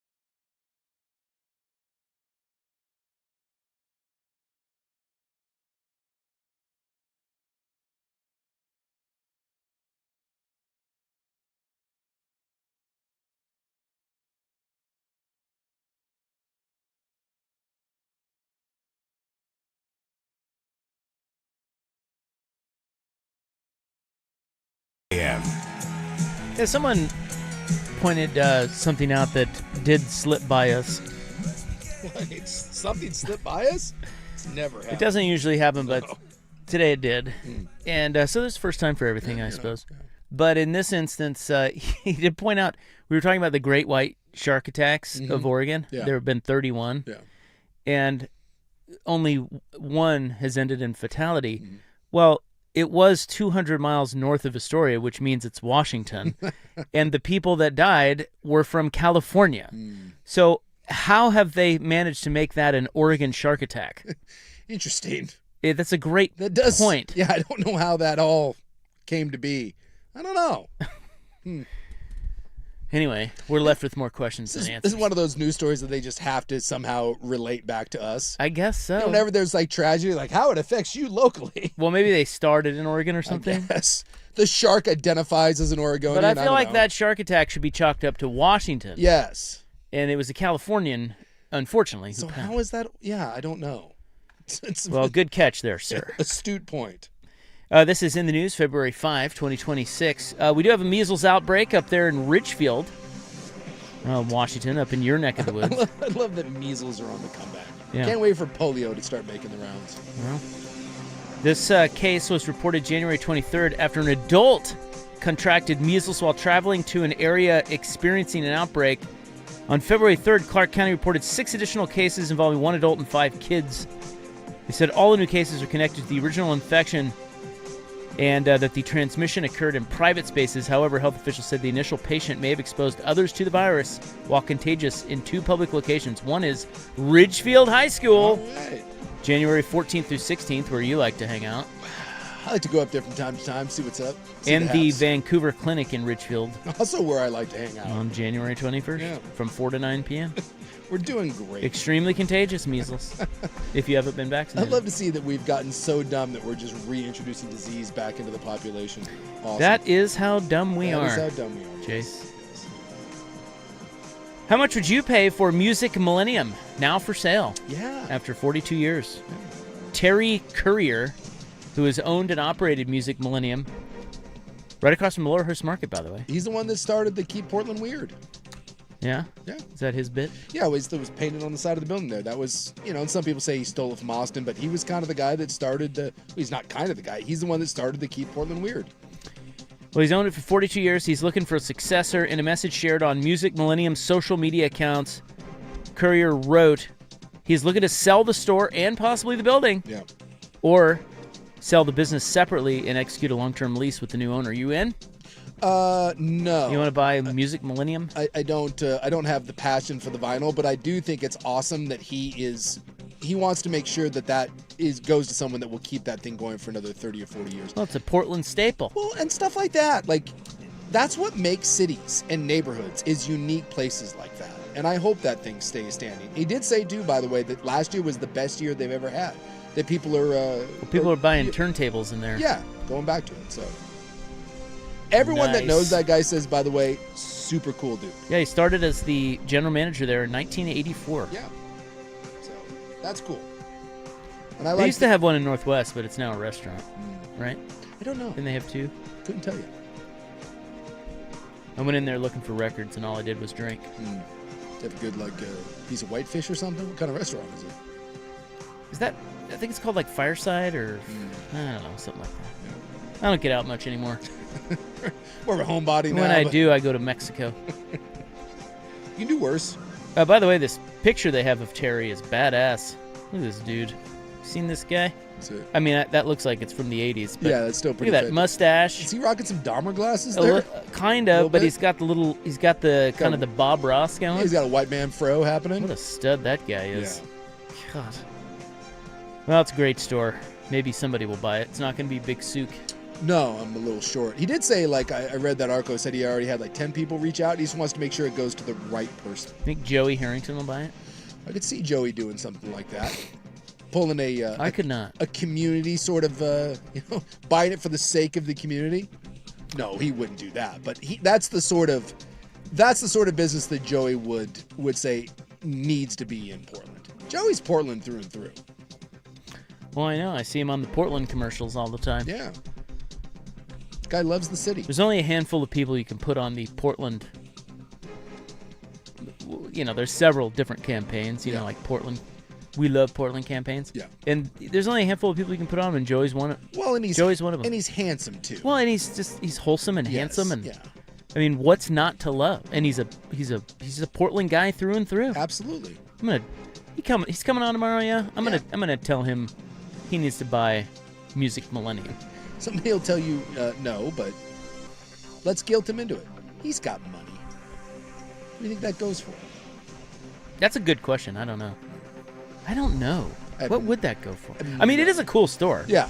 Stroll through there. I have no idea what that generates. I never buy any. That's like the store that I stroll through the most and never buy anything in. Because I eat at Lowhurst Market a lot, Yeah, so you I'll go go by. over there. Like maybe you're waiting for a reservation, or you're waiting for somebody. I just roll over there and I thumb through records with no. I mean, I have no no intention of buying anything. But you like. But I think it's cool. Yeah. Yeah. Can't buy like a T-shirt or something while you're there. I don't think they have T-shirts, dude. Support local business, right? I mean, maybe they do, but buy an album for God's sakes. And play it on what? I don't even have a. Spend $20. Quit being a looky-loo. I don't even have a turntable. I'm trying to think of what's the store I most go to and don't buy anything. That's like an art gallery for me. I like going to see like photographer. Like I love photographer galleries, and I always marvel at the photos, and then I realize that under no circumstances will I ever buy anything because it's really expensive. Yeah, this would be $17,000 for this photo. I always feel so bad, but like when I see them, there's so much money. I'm like, I love your work, and they're like, would you like to buy one? And I'm like, well, I would, but I can't. Well, that's gonna do it. It's gonna do it. In the news, Feb 5. Can you believe that? February 5th. It's going fast already. Yeah, it's going to be 2027 before you know it. I know. Jace? It's brought to you by the Advocates, injury attorneys at advocateslaw.com. All right, we've got the headlines, including all of the trade. We're going to go through. Suka's going to break down every NBA trade from today. It was grades for every trade. It was so exciting today. Great. 27 trades, 65 players, dude. And none of it matters. Oh. Rearranging deck chairs. Ask Blazer fans if it matters to get Veet. Well, besides Veet. Tell that to Veet. Veet's a big deal. deal. Now you're backtracking. Now I'm back to Veet. We'll talk about some Veet. I see how it is. The Veet check. We also have some big NFL news, which we'll get to coming up next on The Fan.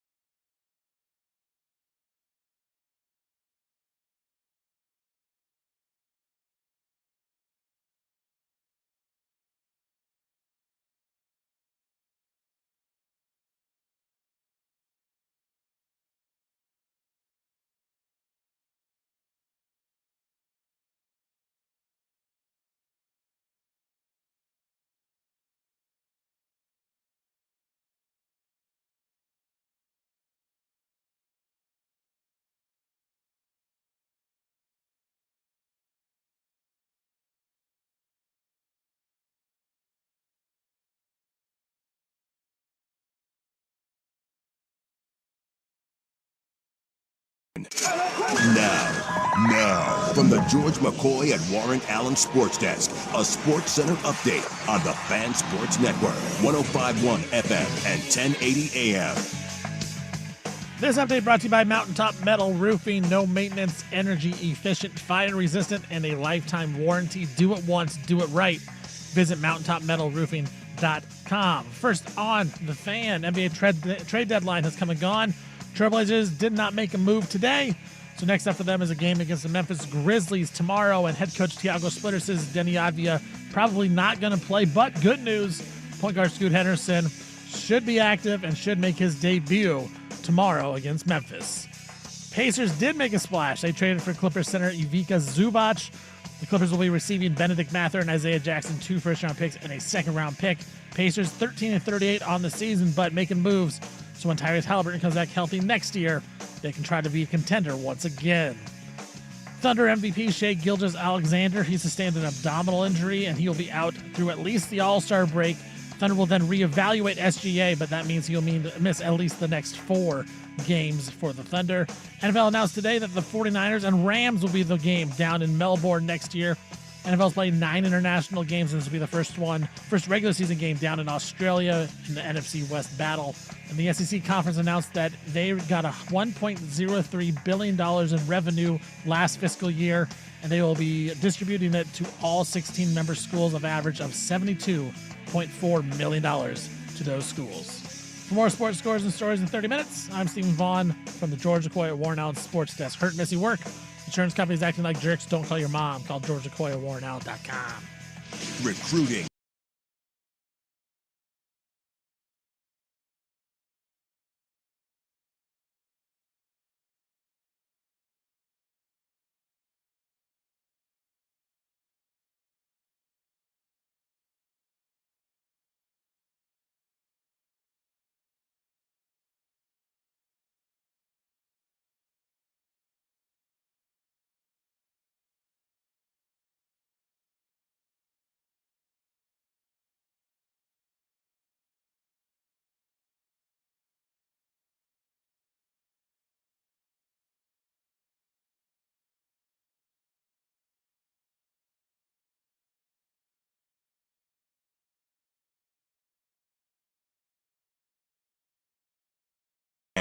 All right, welcome back. Hope you're having a nice little Thursday.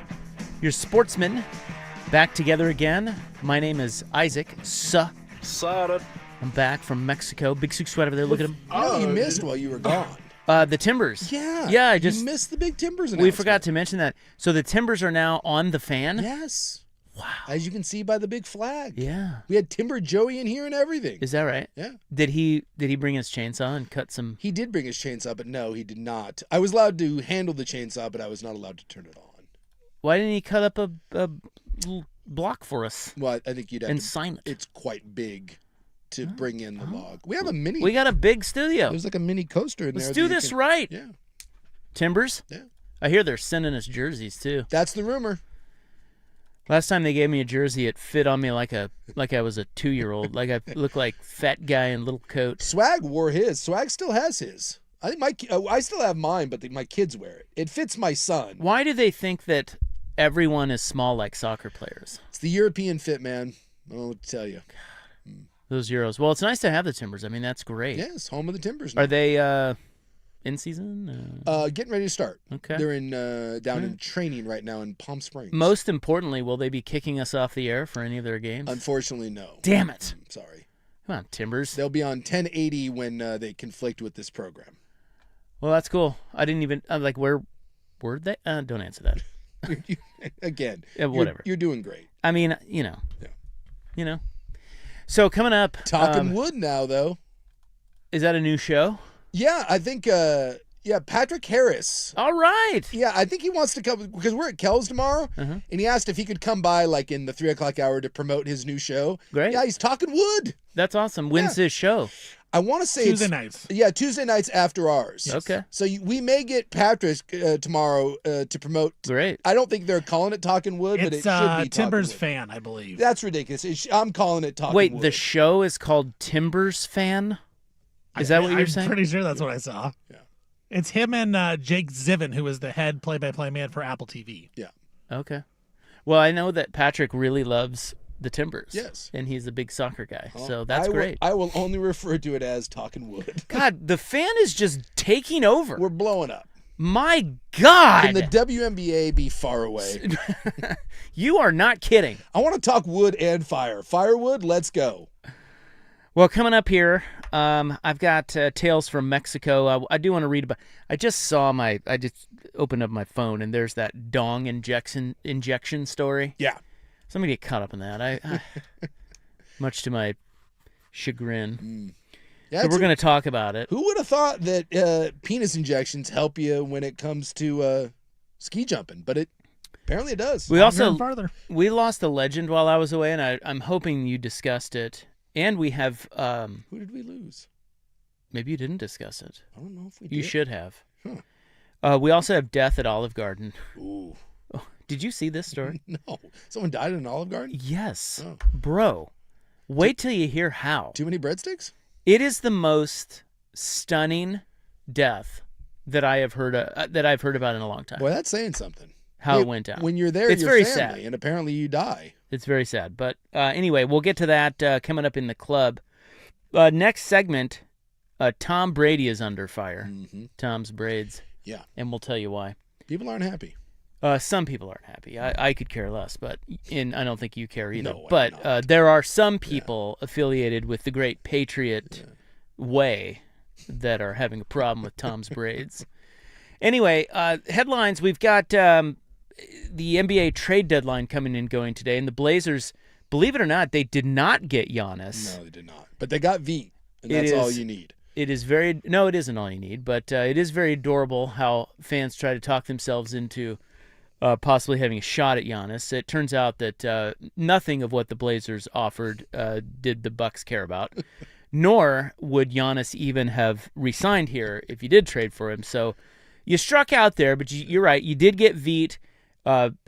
Apparently he shoots threes and doesn't play defense, and that's great. Just what the Blazers need.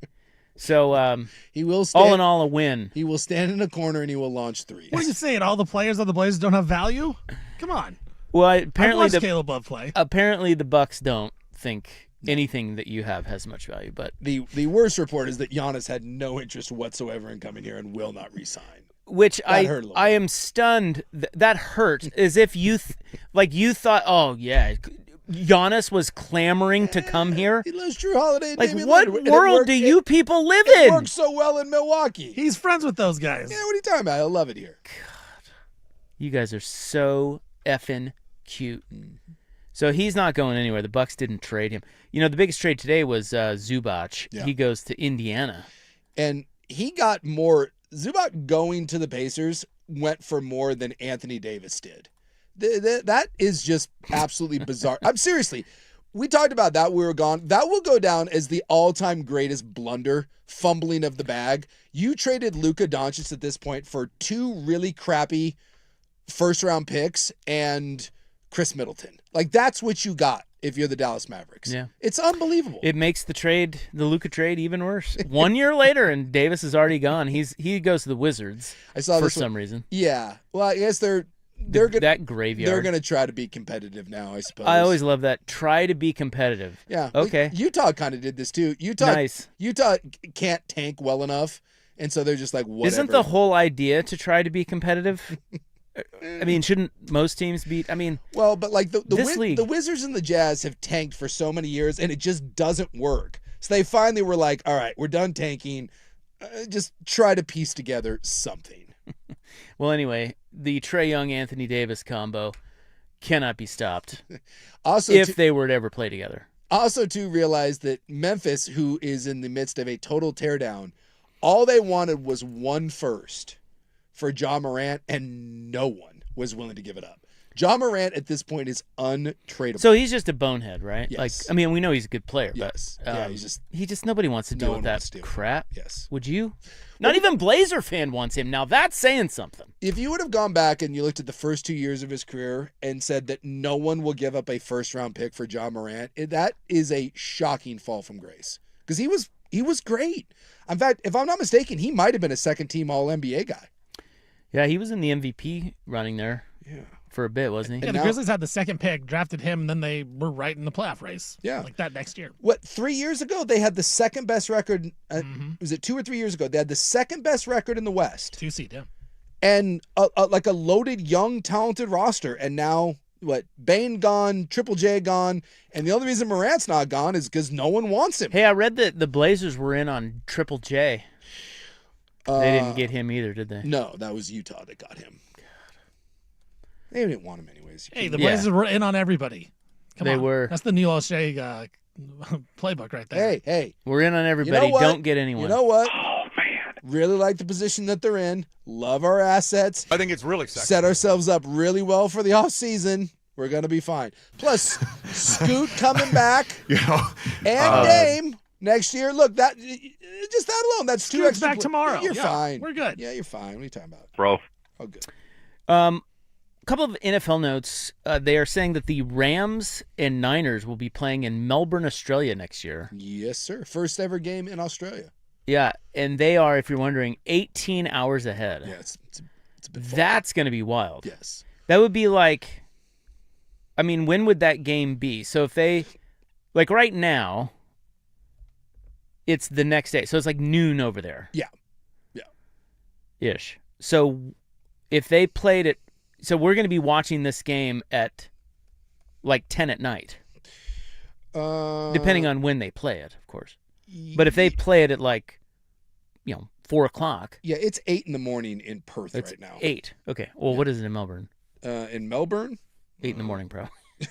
I don't know. Australia's a big place. I'm It sure is a huge country, but Yes, it is a giant country. But yeah, I would just- assume that it's the same time.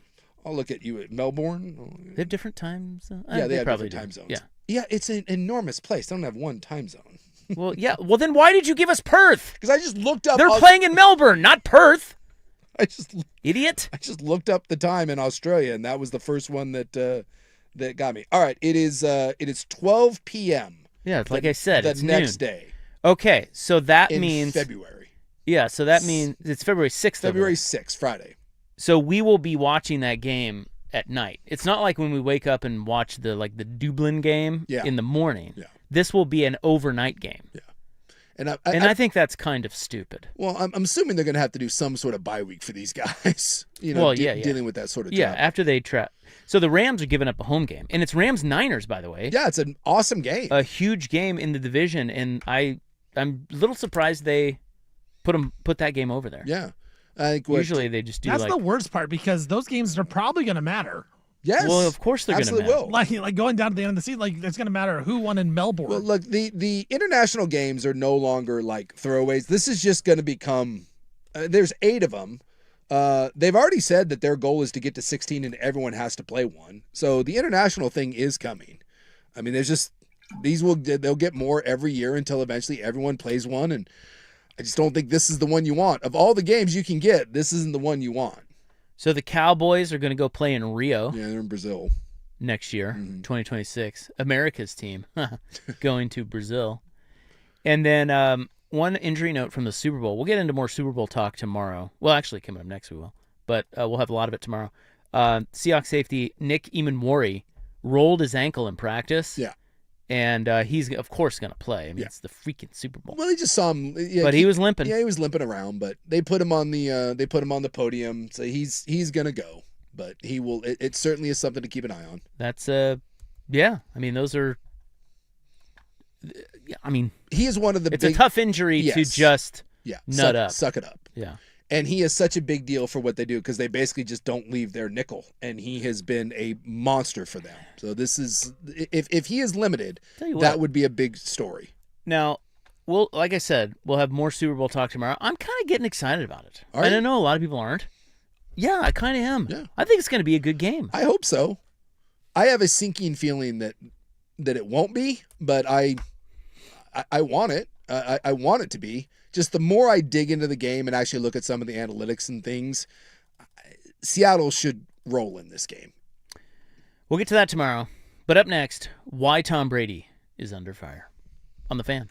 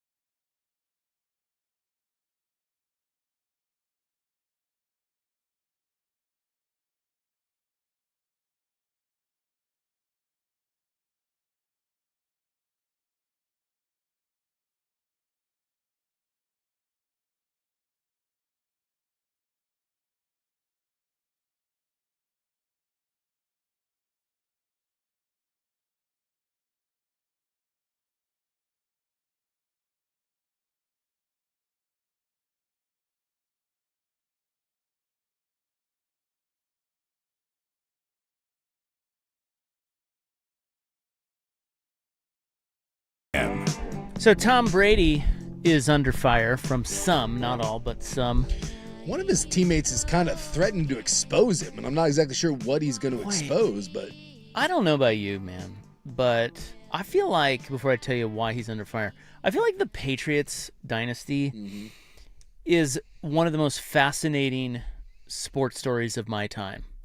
And a lot of it is just the drama. Yeah. Like the cheating stuff, Bill Belichick's grumpy ass, the weirdness with Robert Kraft, and like they're denying him... just the whole thing. There is so much more to that story. The layers of that onion, I think, are as complex and as interesting as any in sports. And I know a lot of it's already out there because there have been a lot of books written on them and stuff. But I think those guys have been really good at keeping a lot of it under wraps, too. Yeah. I think there's probably more, and maybe that's what Asante Samuel is the teammate that he gave him 24 hours to respond, or he basically said, it's up, and I'm going to... Respond to what? You got to talk about why people so here's are what he upset. said. Yes. All right, so here's what Tom Brady said, and this was on his stupid Let's Go podcast with Jim Gray. I can't he believe still he's does still that. doing that thing. So Jim Gray's his buddy, and Brady said, I don't have a dog in the fight in this one. May the best team win. And in terms of the Patriots, this is a new chapter in New England, and I'm glad everyone's embraced the Mike Vrabel regime, all the amazing players that have worked so hard to get their club to this position. We did it for 20 years. There was a little bit of a hiatus in there, but the Patriots are back, and it's a very exciting time for everyone in New England. So a lot of the ex-Patriots are like, dude, what? You don't have a dog in the fight in this one? Yeah. And, I mean, I just assume he's just playing it that way because, one, he's part owner of the Raiders, and two, he's a broadcaster now, major broadcaster now. Yeah. So I feel like that's why he's saying that. But is he really not a Patriot? It's weird. Like, he's not a Patriots guy? There's a statue of him in front of the Does stadium. he hate the Patriots? I wouldn't think so. That the only thing I can assume is like you said, he's a broadcaster, he's a part owner, and so you can't say anything. But I don't know. But you can, though. You would think. He's he won 6 Super Bowls there. Yes. Does he really have to come out and say it? Like, don't we all know that he's a Patriot? I think he should lie about. Honestly, this is a must-lie situation. I think when you're Tom Brady and everyone's listening to everything that you say, and by the way, you're putting it out there on your podcast, I think it's a must-lie situation. I think you should pretend, hey, yes, I'm rooting for the Patriots in this game. I think he answered it correctly. The way he answered it and said that he has no rooted interest. I think that's the way he should answer it. Why? See, I don't. Why? Because he is a quote unquote neutral party as an announcer and as an owner so now. that's the only explanation. That's the only right? reason why like you'd say it, he's but rooting for the Patriots. But we all know he's rooting for the Patriots. But it's how hard is it? Again, I've never understood the bad PR that people come up with. How hard is it to just simply be like, look, in my current situation, I can't necessarily pick favorites, but look, we know that where my loyalties lie deep down. Been through so much. And what an amazing thing it would be for that franchise. You can kind of finesse your way around it as opposed to, I'm just hoping for a good game.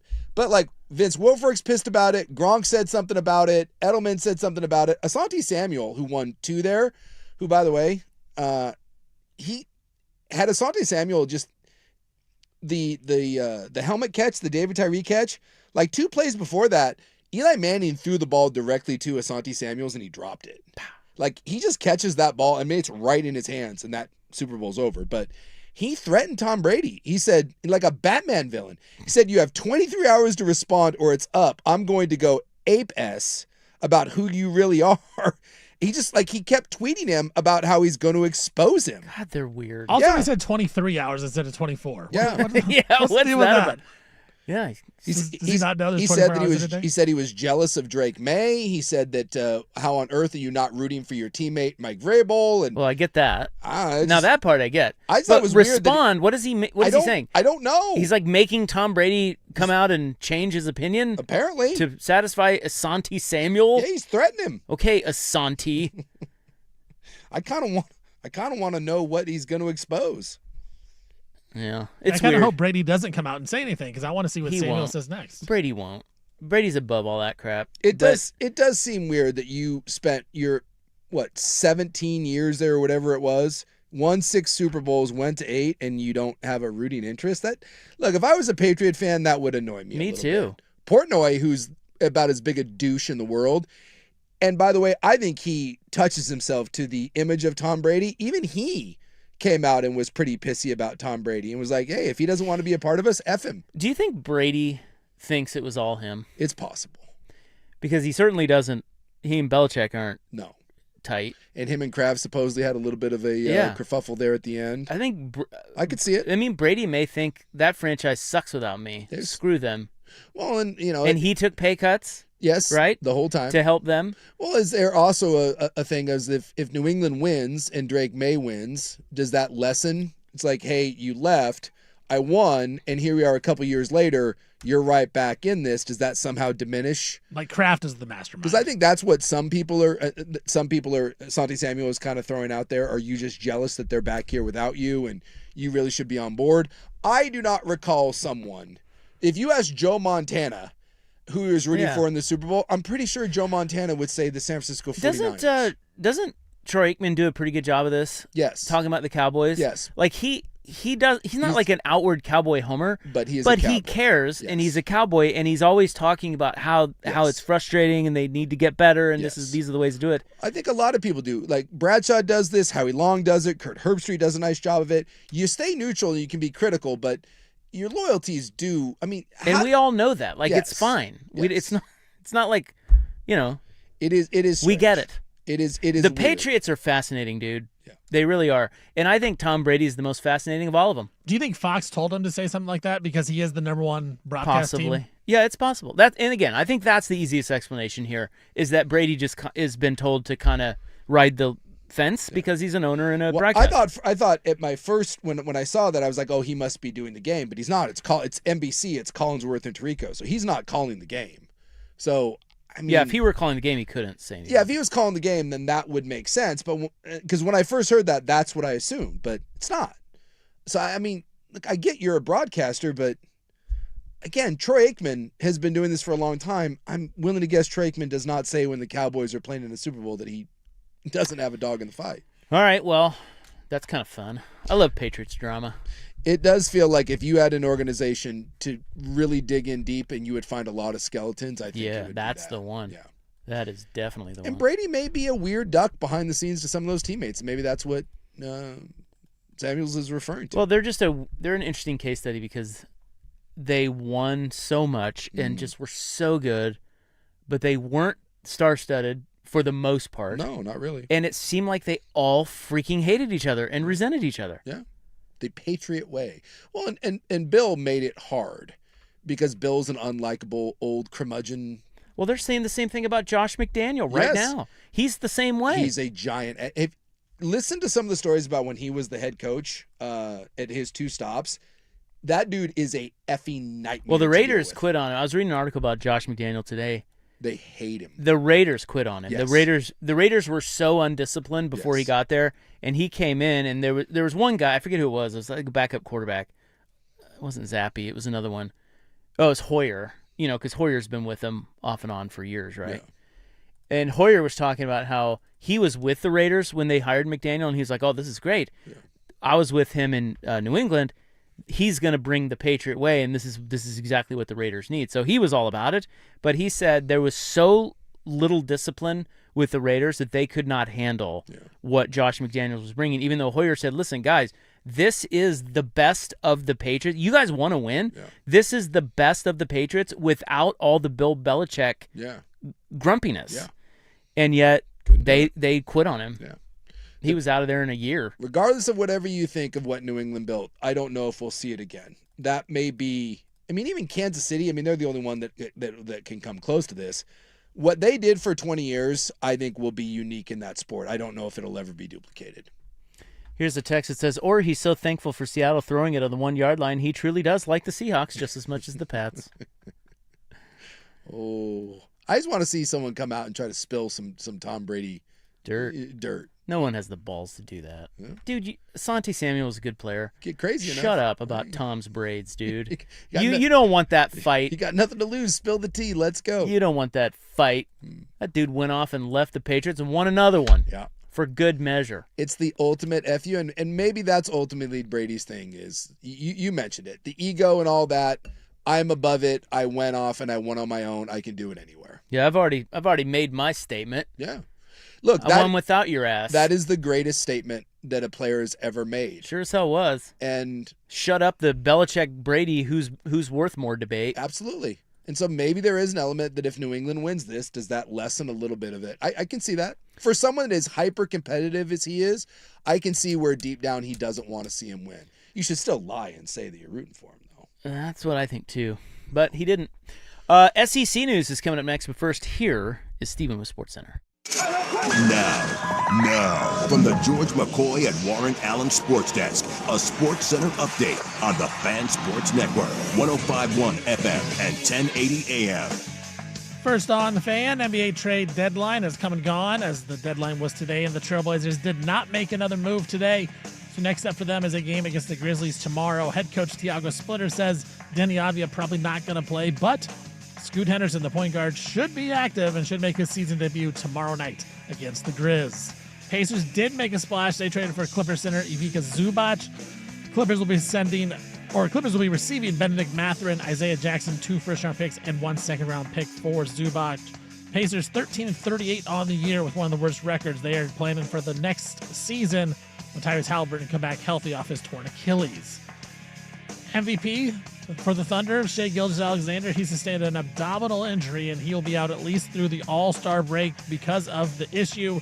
Thunder will then reevaluate SGA after the break, meaning he will miss at least 4 more games for the superstar. NFL announced today that the 49ers and the Rams will be the game down in Melbourne next year.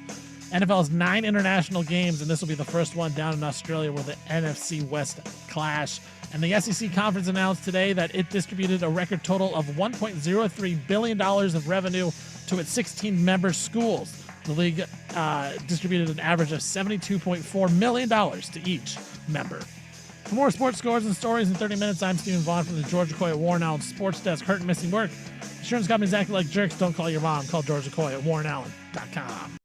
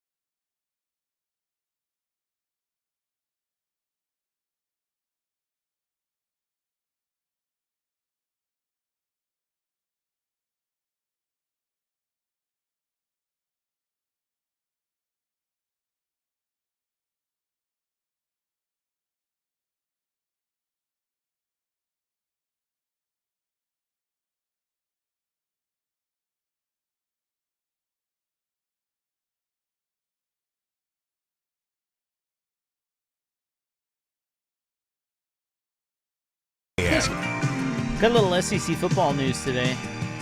It's good to be in the SEC. Well, this day and age of the Big Ten dominating. It is still good to be in the SEC. We keep trashing the SEC. Like, playing field's level now. 3 whole years without a national championship. Well, is it? Because the SEC announced their revenue split for their fiscal year is August to August. So this is August of 24 to August of 25.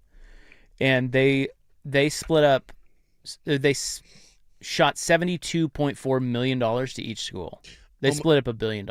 18 million plus from the year before. So yeah, business is a booming. That's huge. That's a lot of money. The Pac-12 TV deal and the Mountain West TV deal, I don't know if you saw that. The Pac-12 is in the middle of an absolute S-storm. They don't have a schedule.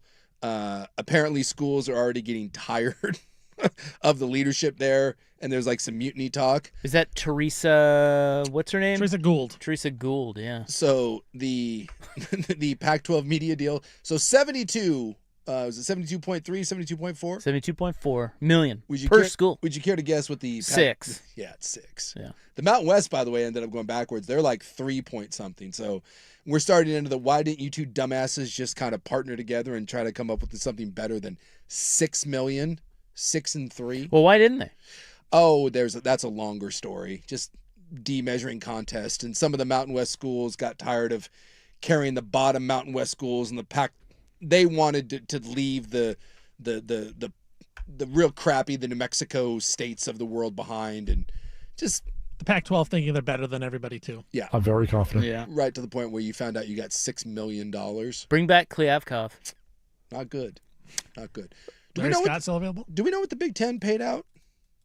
We don't yet. But I did have the television numbers. Yeah. Now the Big Ten. So 2 years ago, the SEC and the Big Ten football games drew similar TV audiences, okay? Yeah. Oh, by the way, so we don't have the Big Ten numbers. The year before, because the SEC went up 18 million. So the Big Ten last year, it was 63. So if it were to go up roughly by the same, we don't know if it will, but if you put 18 on top of 63, the Big Ten still could come out on top. I think a big part of this is what their ratings are. Yeah. And this is what I was about to tell you. So 2 years ago, the SEC and the Big Ten drew similar audiences. This season, which was just the second since they expanded, each of them expanded, the SEC's average audience surged by 49%, while the Big Ten's dropped 11%. So the average regular season SEC football game now draws 2 million more viewers than the average Big Ten game. Yeah. And that's why they got that much more money. And I mean, we'll see what happens when the payout comes for the Big Ten. But. Well, yeah, but I mean, if your ratings aren't up, I don't know how much. I mean, I'm sure you can make more money in other revenue streams, but I just mean most of that is due to the ratings being up. Yeah, I would imagine it's a huge payout. Perhaps not. Perhaps it's just their new TV deal. Yeah. In general, but well, I know the Big Ten. Supposedly I've paid more attention to the Big Ten than I have the SEC, but the Big Ten keeps squawking that every year this is going to go up, and they think eventually they're going to get into the 85 or 90 million dollar range at the end of their TV deal, but that's not for I think their deal goes through like 2030, maybe 2031, something like that. So I'll just be interested to see what they pay out. Well, they have a lot to sell. I mean, they keep winning championships. Yeah, because I do believe, if I'm not mistaken, I think the Big Ten has been the highest payout over the last couple of years. Their TV deal is the one that everyone's always chasing. The Big Ten is projecting. They projected 1.2 to 1.4 billion. That's what they projected. So that's more than the SEC. More than the SEC. Yeah. Well, again, it's not per school. I mean, a different number of schools, don't they? Or do they now have the they would have number? 16 established schools, so it'd be about 70 million per school. So that's actually less than what the SEC. That would be a little less, yeah. But they're close. You're in that. But more people are watching the SEC. And this guy that they talked to in here is like the former president of CBS Sports, Neil Pilson is his name. He said basically it is not, even though we debate the Big Ten and the SEC, it is not arguable. At this point, the SEC is the more valuable property. Yeah. And it's just because the passion of the fan bases, I guess. I would assume. Well, I mean, again, the numbers, that numbers that you threw out there for the ratings, I mean, that's a stark thing. Because you know that the Michigans and the Ohio States, the Oregons, right? You know they're going to draw, just like the same as LSU, Bama and all that. But even from an attendance standpoint, like you go to like a Kentucky football game, Kentucky football is irrelevant. Dude, they get 65,000 people to show up to those things. South Carolina, like even the schools that don't necessarily aren't really marquee, it still drives numbers. It does. It's a more passionate fan base. Well, and we've talked about it here, but last year especially, the Big Ten was pretty boring. Yes, it was. It was. It is weird though when you think about. So we'll go 70 million north for the Big Ten and the SEC. The ACC and the Big 12 sniff around 30, and then you get into the Pac-12s of the world that are getting 6. Yeah. I mean, my God. Well, Miami was just in the title game. Yeah. ACC. And they get to keep all that money. They get to keep it to themselves. They don't have to split it. But it just goes to, like, if you're in the ACC and you could get out of it, you would. I mean, because they're tied into that TV deal for a long time. All right. Coming up next, how is this even legal? Next on The Fan.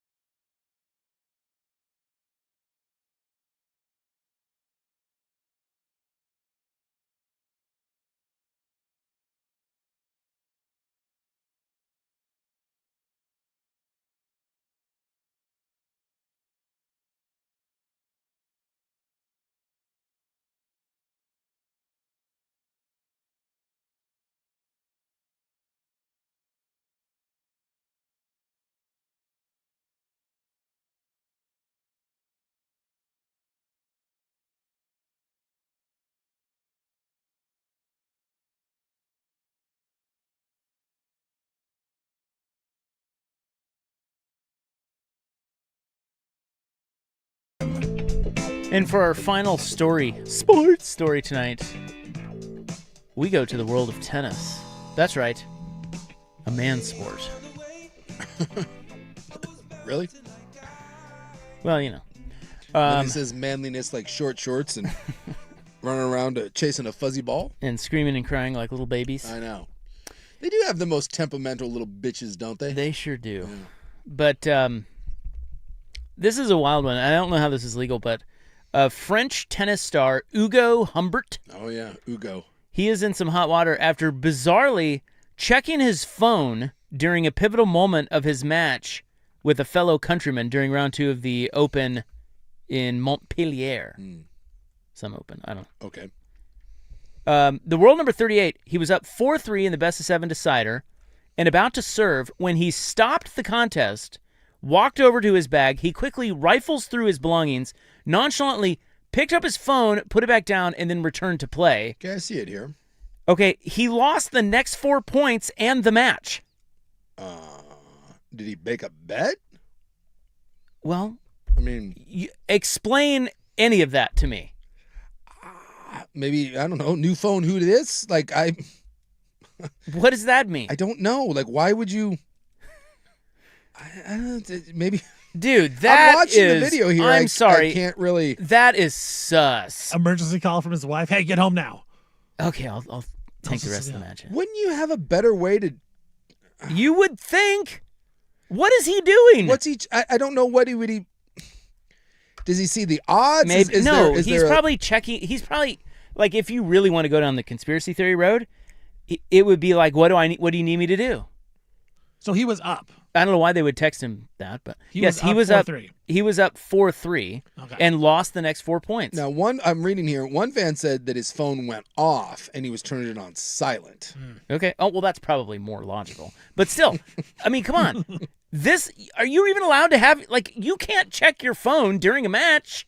Why or not? Can you? Why? What do you mean, why not? I don't know. Everyone brings their With phone. all these gambling scandals? I mean, you can't do that. I honestly don't know. Like, I think we've seen some NFL players tweet from the locker room, like at the half. So they have their phones on. I don't know if I've ever seen it necessarily mid-match, but phone starts. We saw Blazer guys like tweeting their highlights at halftime. Yeah, that's happened. But I still think, well, I guess it would make sense in tennis because for some reason you have to be really quiet. Yeah. But like all of a sudden your phone starts buzzing. Like if he's all of a sudden he hears it buzzing right as, I mean, come on, they've played the whole match and now he hears it buzzing. He's like, oh, I better turn that off. Oh wait, now I better throw the match. It's just weird. It would feel suspicious, but you can't be that dumb to go check your phone and be like, whoop, got to lose these next 4 points. According to the USTA rules, you cannot check or use your phone during the match. Your phone must be silent or turned off. Okay, well then. So he definitely broke the rules in that situation. Well, he lost anyway, so what's the problem? Well, the problem is somebody probably made $1 million on it. Well, we do have a lot of these gambling scandals. So at this point, I'm a big fan of conspiracy theories, so let's just lean into it. This dumbass clearly was throwing the match. I guess phone went off and there was just a message that said lose or else. Lose or die. Okay. Just the Grim Reaper, his text message. Got Chris Webber. You better call this timeout right now. Well, anyway. Oh, we got people kidnapping, Guthrie's mom. Maybe this dude was terrified of that. Bro, I was reading about that today. I missed all of that. That story's bananas. That is wild. Yeah, it's scary stuff. Savannah Guthrie, the TV, she's like a TV. Yeah, she's the host of like the Today Show. Yeah. Why are you laughing at that? Someone kidnapped Nana. God. We still don't know where she's at. Well, she's probably dead. There's some talk now that it's the son-in-law. Yeah, it could be an inside job. Who was with her that night. Yeah. Well, it's usually a family member, but right. Then there was like a mysterious figure that was going around some other homes down there, like in Arizona, and there's like blood outside. It's a bad beat, man. But she's like an old lady that can't really move and she needs medication. And she's 84. Now there's a ransom note. Have you seen the kids? Like the what would you say? They made a video to appeal to the kidnappers. No. Oh yeah. I guess it's like a standard play. Like if your kid goes missing or someone you've loved has been kidnapped, you're supposed to go and put out a video to try to like humanize them. I guess it's like it's a psychological thing. So the Guthrie children like made a video to the kidnapper, basically, saying, please bring our mom home. It's really sad. It's like something out of a movie. And they still haven't found her. Well, anyway, weird tennis story for you. Yeah. And someone's mad though because we call tennis not manly. So some tennis. Well, you did. Some not me. tennis bro out there is very upset. I said the exact opposite. So I mean, tennis isn't manly. I came back in with the statement now to a real sport, a manly sport, tennis. Look, I don't know why I said Tennessee, but can't we be honest? Tennis is a great sport. Great It takes sport. a lot of endurance. But if you're talking about the manliest sports, I'm sorry, tennis isn't exactly rugby. It's just not. Also, can you? I mean, are we allowed to joke? I mean, No, you can't. No. It's You know what I'm saying? Like, 2026. Yeah. just a You joke. know what year dude. it is? You Just can't joke. Take the Just a cob joke, out of dude. your tennis racket there, buddy. You know what that is? That's a guy that plays tennis and knows that it's not a very manly sport, and so that he gets a little, he gets You know defensive. what is a manly sport? Pickleball, not tennis. Pickleball, there you go. No one's playing tennis anymore. It's all about pickleball. Okay, Tennis is dying because of pickleball. we got to go. Coming up next, what lengths were appropriate in this situation? And we talk dong injections. Oh, and I've got the Olive Garden death.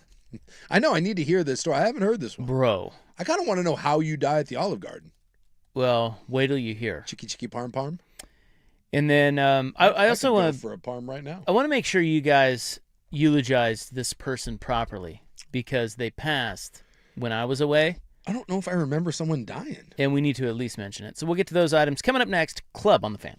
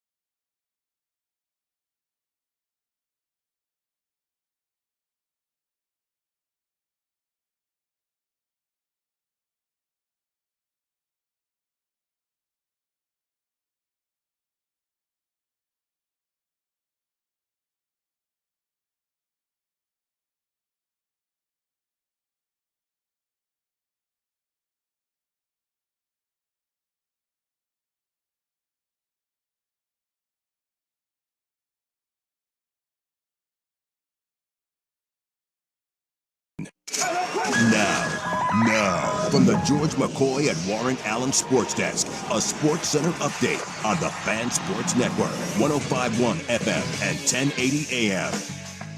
First on the Fan, NBA trade deadline has come and gone. Trailblazers, no moves today.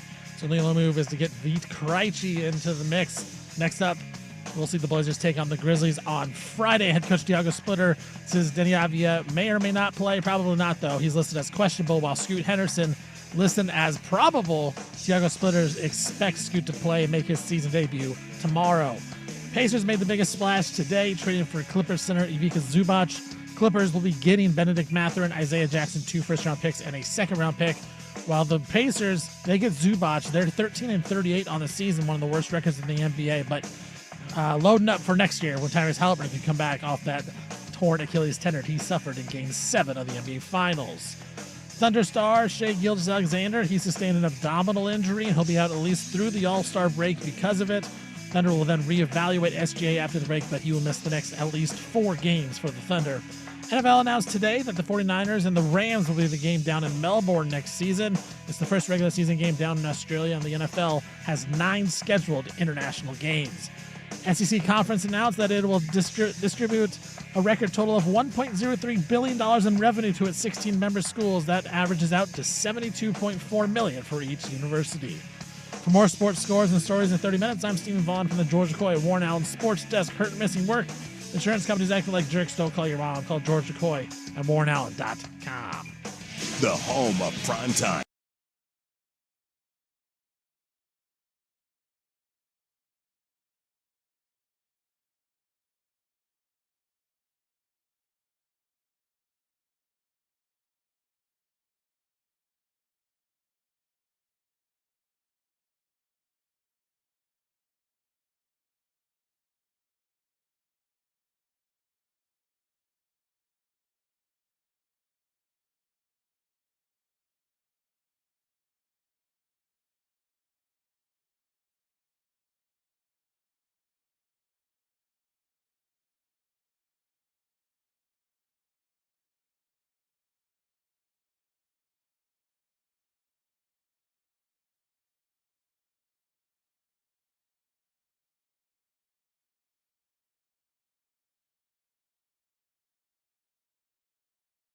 Well, my.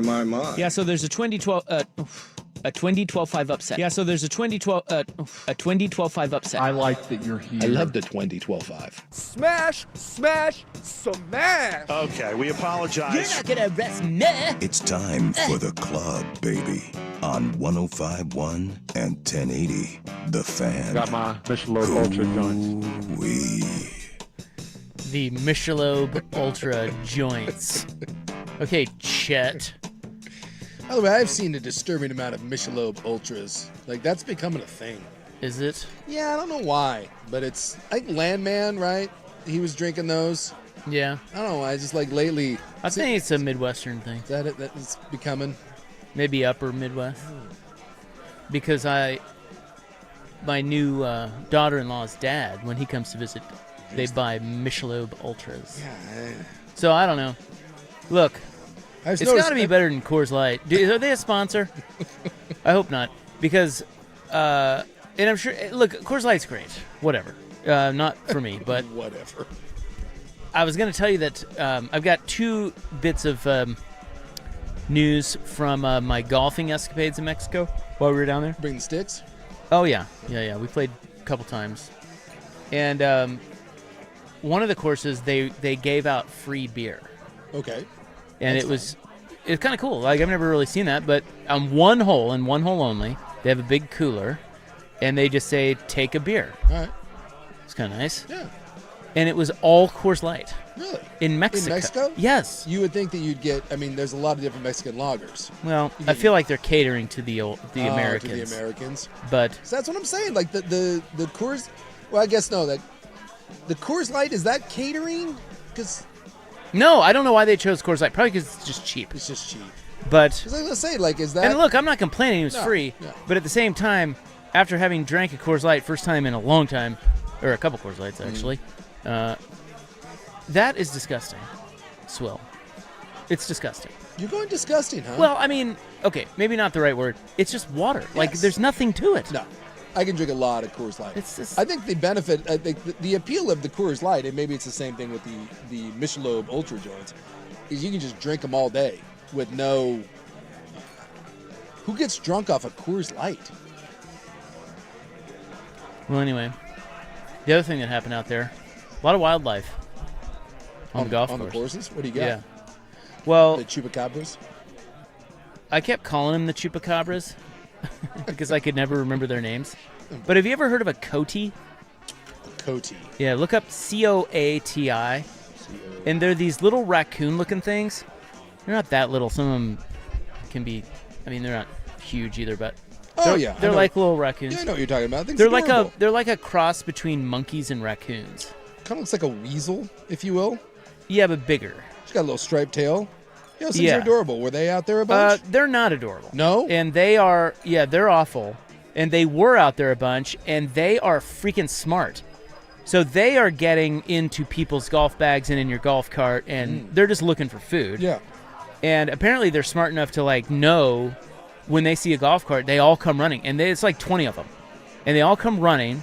And apparently, and like, they're not going to, like, mess with you. They're just looking for food.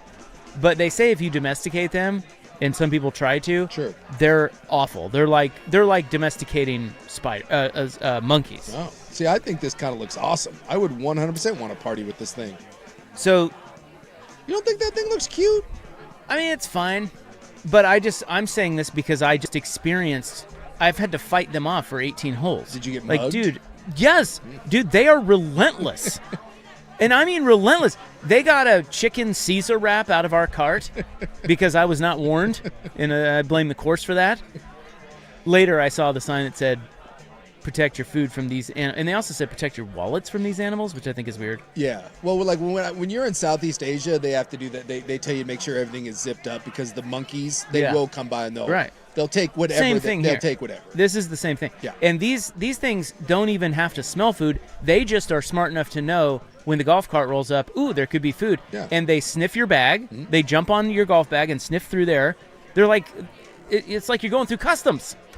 I don't know, man. These things look pretty adorable. And then they jump on your cart and they'll take any of the food. Well, anyway, do they crawl on you and stuff too? They won't get on you, but they will. I mean, they're not shy, especially if they smell something. And there were two instances. One, so what is the level of sort of obligation, or what lengths were appropriate in these situations? The first one was, one of them had a freaking Pacifico beer can stuck to his face. Like it went through his and got his teeth because they have long snouts. So it was kind of like he just bit into the Pacifico can and he couldn't get it off. You have to get it off of him. Beer can Charlie, we called him. So we didn't know what to do, and they will not let you touch them. Like if you go near them, they'll scurry. Sure. But they also get close to you if they think there's food. So it's weird. Beer can Charlie, we didn't know what to do. We didn't know what. We were like, God, we got to help the little guy. And he wouldn't let us help him. 17 holes later, we see Beer Can Charlie again. Still there? Yes, and the Pacifico can is stuck to his snout. Yeah. And he's wandering around, and he does not look, it doesn't look good. It looks like it's really starting to affect him. Yeah. And he cannot get, and he won't use his paws to get it off of there, which I would have thought he would use his little raccoon paws. Yeah. And try to get that thing off of there. No. He did not. And so it was still on there. What do we do? I feel like What would you do? You have to have someone restrain him. You have to have you got to tag team him. You lure him in with some food, and then someone's got to grab him, and then you just got to rip that thing off. I would not. I would. It was hard. I would try very hard because we didn't. Animals can die that way. Well, yeah, I think he's probably dead by now. Because I've seen it where like an animal will get his head caught like in a jar. Yeah. And then they die. I think Beer Can Charlie's dead. Way to go. Well, we didn't know what to do. Was it your beer bottle? No, it was a can. And it was Pacifico. Remember, we were drinking Coors Light out there. These things are adorable. Yeah. I don't know what This seems like something I would very much enjoy. You would, but you also wouldn't if you were golfing and they were coming at you like they are relentless. Yeah. And it's annoying. They're annoying. You're in their territory. Agreed.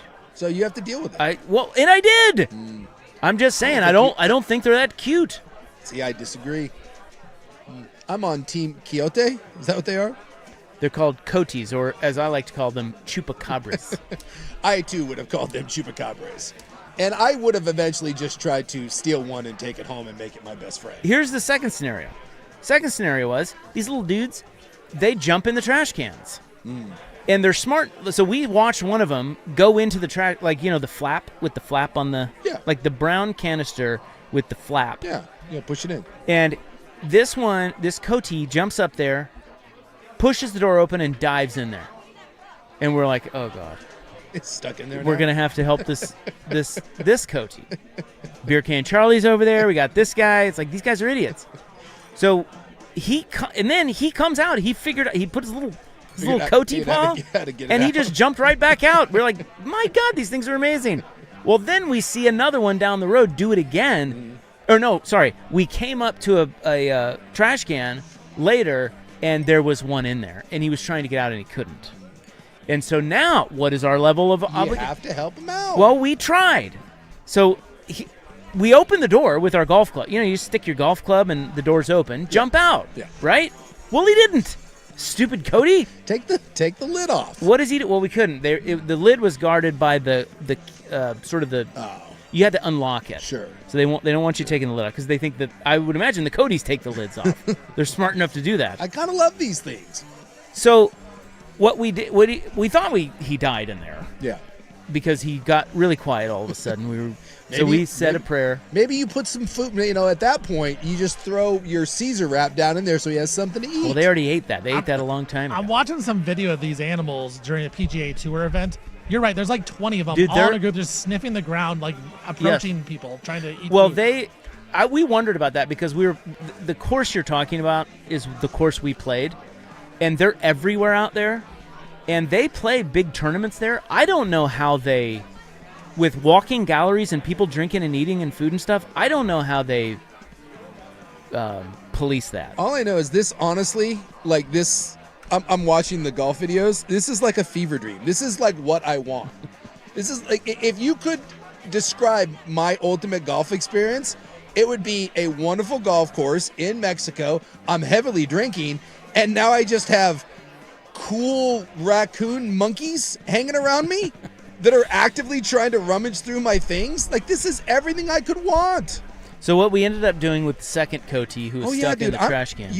Some of these are crazy. Yeah. Like, do you think I'm lying to you? I guess I just didn't realize the full swarm of these there's things. Tons of them. Yeah, and they don't stop. They do not stop. If they smell it, you're in trouble. So what we ended up doing with the second one was we just propped open the door with a stick. Yeah. And we just left it open. So hopefully the little S-head could jump out of there. But I don't know. He maybe was too tired and died in there. Tony Finau's caddy is trying to chase one off. Tony Finau is trying to tee up at a par 3. That's right. And they wanted a piece of that Tony Finau. Yeah. I'm now watching a video of a Coty at a Mexican resort, Suk, and he's just chilling in like a chair, just leaned back. Well, you would like that. The closest thing I've had to this is that if you go over, like when I was in Indonesia, like Jakarta or Bali, they have, I forget what I think they're called, like long tail Balinese something. They're monkeys. And they just jump on you. You'll be walking and all of a sudden one just jumps on your back. And like people freak out, but if you just stay calm, they just like hang out. Now they will rummage through your pockets or, like one of them, I was smoking a cigar and the one grabbed the cigar out of my mouth and I was like, well, that's his cigar now. And while I was bummed that he stole my cigar, it was one of the coolest things ever. I got robbed. Like, you just have to embrace the little fella. It's their world. There's a text that says I was at a wedding in Mexico near Cancun, which is where we were. Yeah. And he said those little boogers would break into our rooms and steal all kinds of junk. Ate a whole old pizza. That's awesome.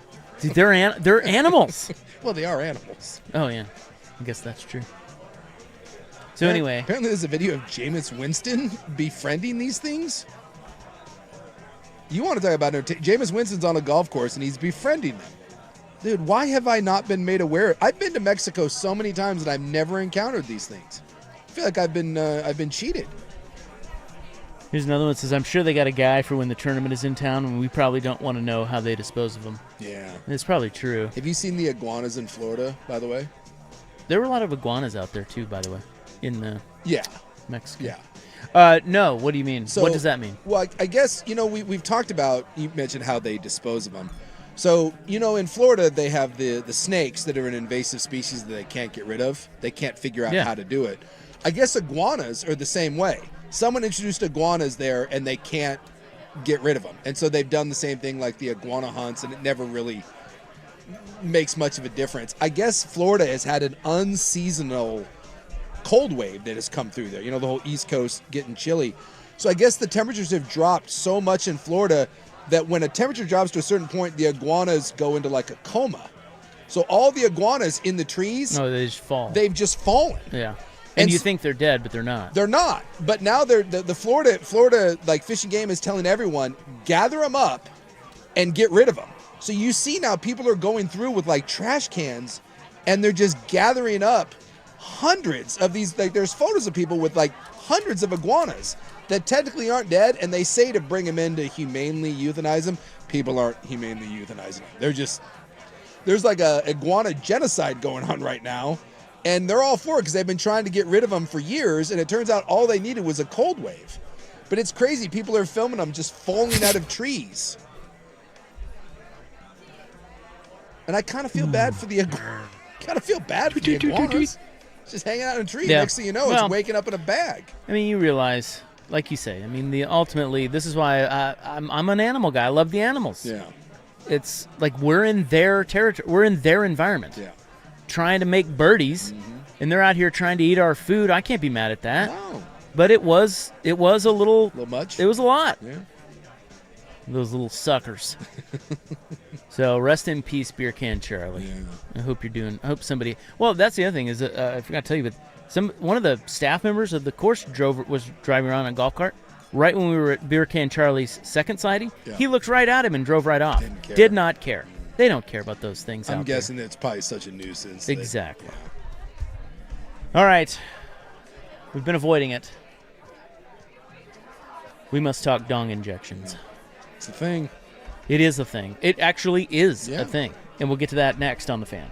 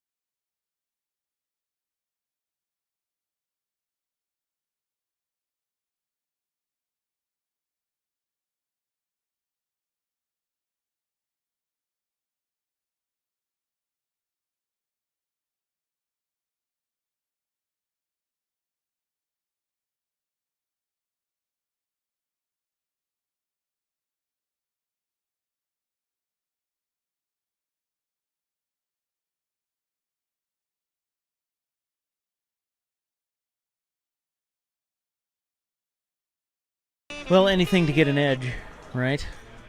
Hey, man. Centimeters matter. Apparently they do. 2 centimeters equals a 4% increase. Yes. So, penis injections. It's called Penisgate. This is at the Winter Olympics, and this is true. We're talking about ski jumping here, and they are under investigation by WADA. And what is happening is ski jumpers are injecting their penises with hyaluronic acid in order to fly further. And you may go, well, what? Because that's what I did. I just love that in something as, I guess it's not silly, but ski jumping, it's that someone thought to inject something into your penis to make you fly further. Well, do you think they thought of something else? Like, can I do it in my leg first? And that didn't work? Well, let's try the penis. Well, here's what... It's about the suit. Yes. So it's not really about the junk. Yeah.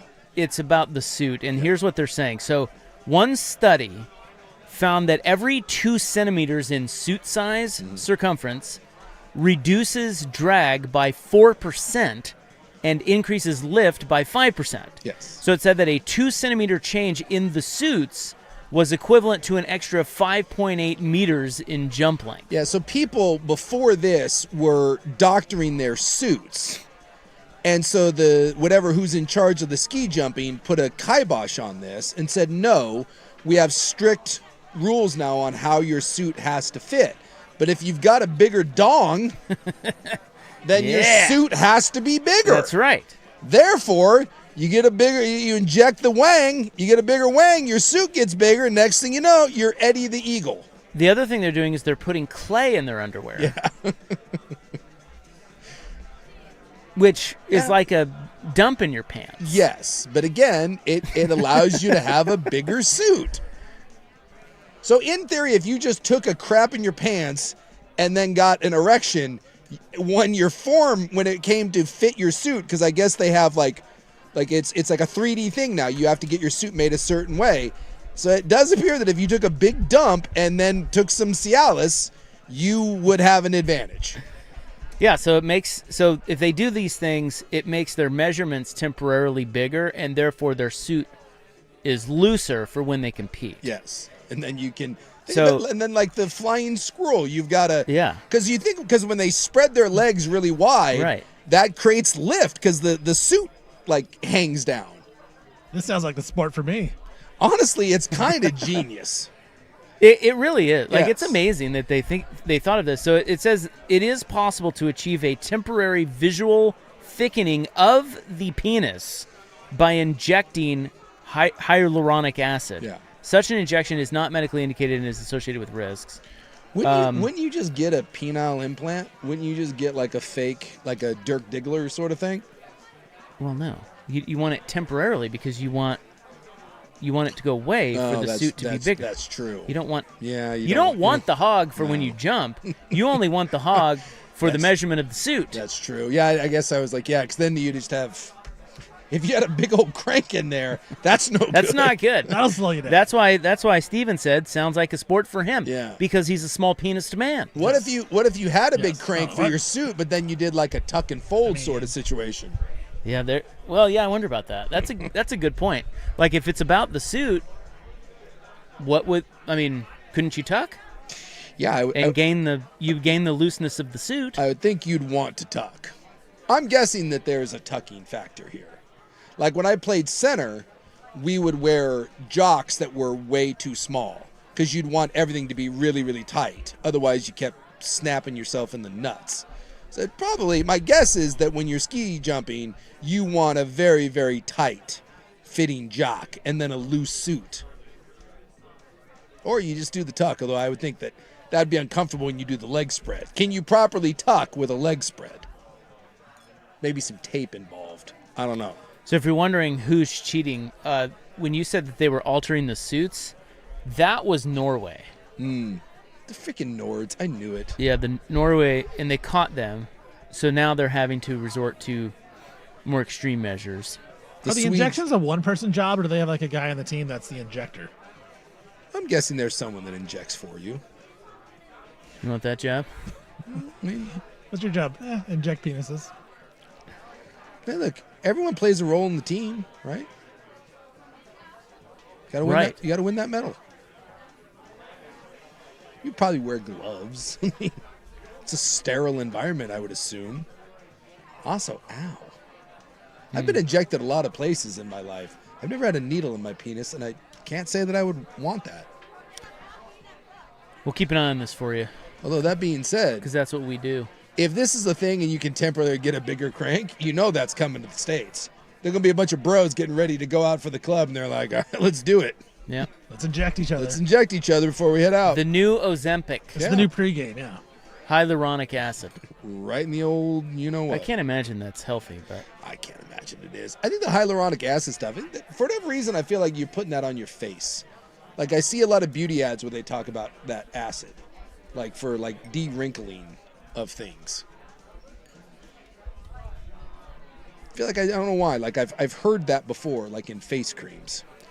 yeah, it's a natural sugar molecule found in the body, particularly in the skin, eyes, and joints. Okay. Moisture-binding ingredients acts as a natural reservoir for water. Yeah.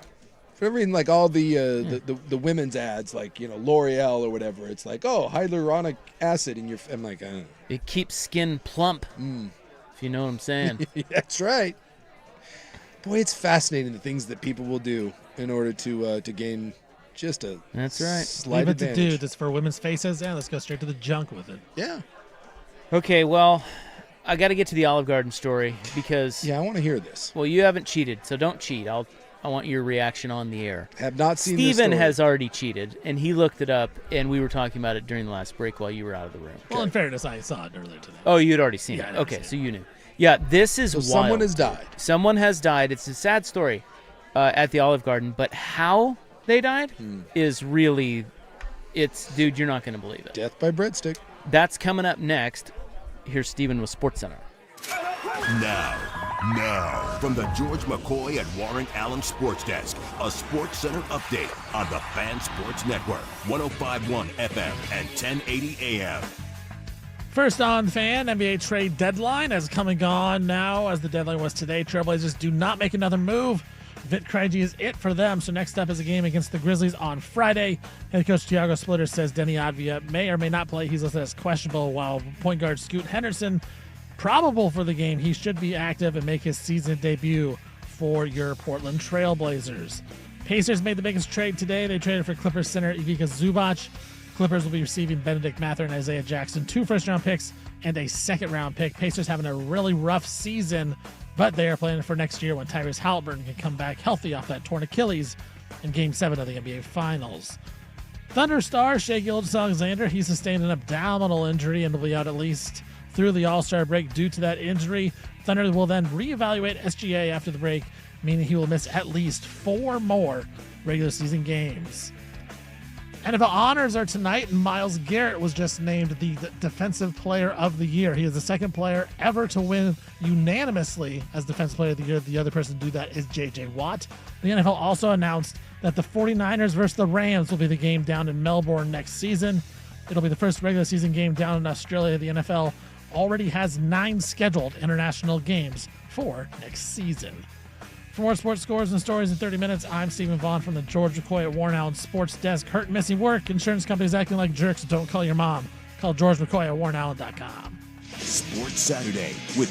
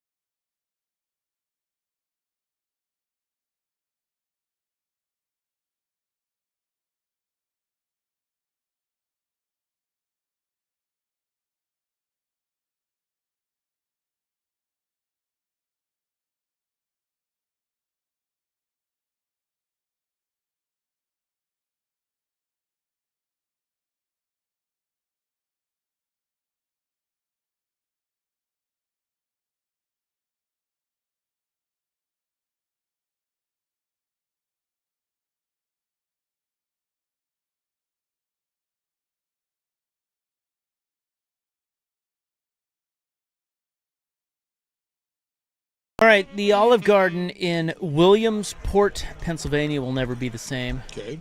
As we have a death. And it was very harrowing. It was an incident. And Where did you almost die via tater tot? What place was that? I don't remember the name of it. It was a restaurant in Northwest Portland. Because it could have been the same sort of thing. Yeah, you gone down, Yeah, that restaurant would this- have never been the same. This is, This is worse? dude, by a factor of a million. Okay. So it was a suicide attempt. Okay. Oh, So, okay. And it worked. Yeah, the It was person it was successful. the person died, and that's why I say it's a sad tale. But how it happened. So police and emergency workers arrived at the restaurant around 4 p.m. in response to a 911 call about an employee removing his clothes and attempting to harm himself. Alrighty, so we've got naked, self-harm, and an Olive Garden. If this involves that Sounds cheese like a grater, party to you. that cheese grater thing, The cheese grater. yeah. Well, you're on the right track. You know what I mean? When they Yes. bring you out your food, Yes. they bring that cheese grater thing, and that's where I don't. We were thinking about penis injections, and now I'm thinking about the Olive Garden and self-harm, and you were naked. The dispatcher is heard saying, "I don't have a lot of details. There are a lot of people screaming." Oh boy. Yeah. They added that a male victim. Just get up. Any guesses? You want me to just rip the Band-Aid off? Okay. Well, Dude? you can't die via cheese grater. Dude. Dude. You'll never guess. Just He went head first The deep fryer. into the deep fryer. Oh my god. Yes. He went head first into the deep fryer. I know when I was trying to think of that, I'm like, it has to be the fryer. He went head First. first into the... Which I just can't even... Like, that Wow. makes me Yeah, I'm like, physically... oh my god. I can't... Like, imagine the state No. you were in to do that. No, the pain. I just hope he was so wasted That it didn't matter. that he didn't feel a thing. But after the initial ambulance crew arrived, a second unit was sent to the restaurant to treat a female worker who had suffered minor burns. Slash. The woman was injured as workers, and at least one patron struggled with the male cook in an attempt to stop him from suffering additional self-inflicted burns. The worker was rushed to a hospital but later succumbed to his injuries. Wow. Oh my god. Can you I mean, I can't even. I can't- told you. I can't even fathom that. You have to just burn that place to the ground, right? You can't. boy, that's a you good can't- question. You can't go back to the Olive Garden after that, can you? Because that's a small town, so that now, I mean, you probably got to blow it up. you're gonna order the chicken parm after that. No. Can I be honest though? Those little lasagna bites they have, those are deep fried. Those are pretty good. Those are pretty. I think you got to go with a different restaurant, which also may have a deep fryer, but you know Do what I Do mean? you just change out the deep fryer and keep going? No, I think you. My man took a Yeah. header. Yeah. And those, if you don't know what that is, they're not that big, No, but you they're- can put your head in it. Oh, absolutely. So, I mean, it's not as if he No, you can't go like full body. go full but- went but full you- body in you there. Put your head in there.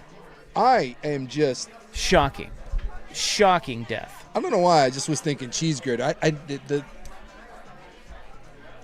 Of all the ways, is that not one of the worst? That's what Steven and I were talking about. I don't know how you could make it any worse. Man, I understand the idea of like, man, I'm done with this. There's nothing left for me here. You got to check out. Why would you want that in the worst? Again, I just think you have scalding, I just boiling think oil. You have to be in a such an altered state of mind that whether it's drugs or I don't know. I just don't think. The other sad part is just everybody that saw that or was a part of it. Like you'll never forget the that's sounds true. of that, the look, Yes. the smell, all of it. That's true. No, God, this is really Just dark. melted. This is really dark. Oh, here we go. Well, here we go. And break. No. Anything that is deep. Hey, unfortunately, it's not even time to break. I can't even cut him off. So in that fryer, you ever smelled the deep fryer? It smells wonderful. I used to work the deep fryer at Don's Steakhouse in Lawrence. I bet it smelled I incredible. used to throw right? catfish in there. Yeah. Get all kinds of zits. It was great. What did that smell like? Oh, well. Not Is, great. is there a chance that someone and then was like, what is that? You got cooking back there. Is that special? What's that smell? That's awful. Like anything that's deep fried smells good. Anything. What if someone didn't know and they walked in there and that was the first thought was like, what's that smell? And then you're like, that's Tim. You're like, what? Tim's in the fryer. You're like, oh my God. And now you can't get it out. You talked about like the employees being scarred. What if you're the one that thought that Timmy smelled good? You can't admit it. Like you saw it go down and in the back of your mind, you're having to talk to your therapist. I'm like, I can't stop thinking about Tim. And they're like, yeah, I'm like, it smelled delightful. I'm not going to lie. And now that's in your head forever?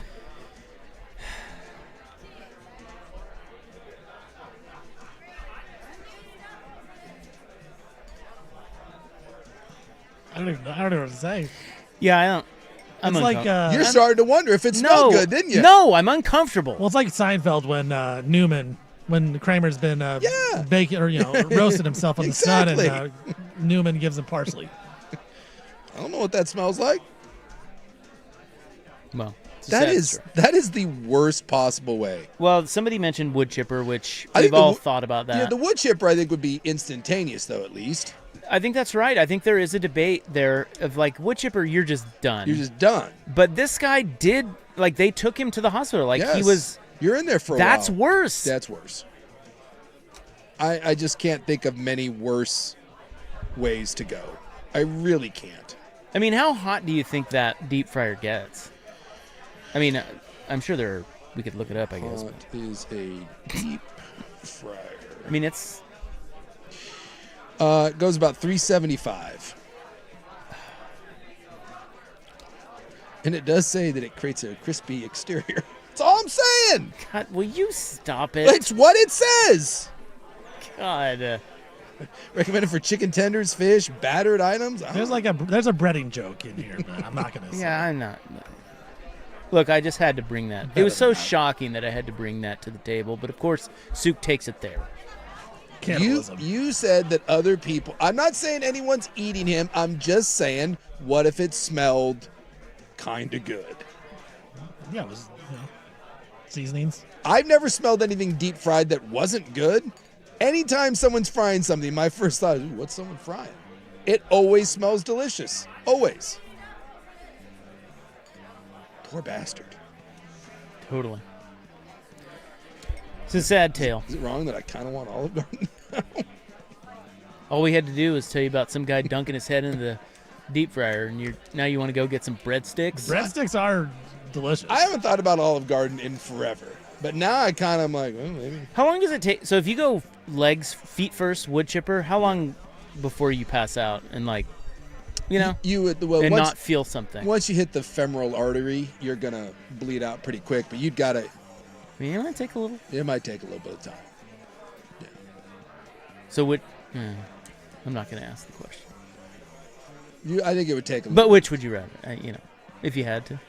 Feet first? Yeah, that or the Dude, I deep think fry. I'd still take the wood chipper, man. I know there's something about that, The fry. and head first is work. Because you would have to do it yourself. Yes, exactly. You have to say, I'm going to go and push my head. I don't think in your right state of mind you could physically do that. Your body would you can't. No. It's one of the worst possible ways. It's all bad. It's all bad. And yeah, that poor lady that's trying to pull that guy out of the fryer too.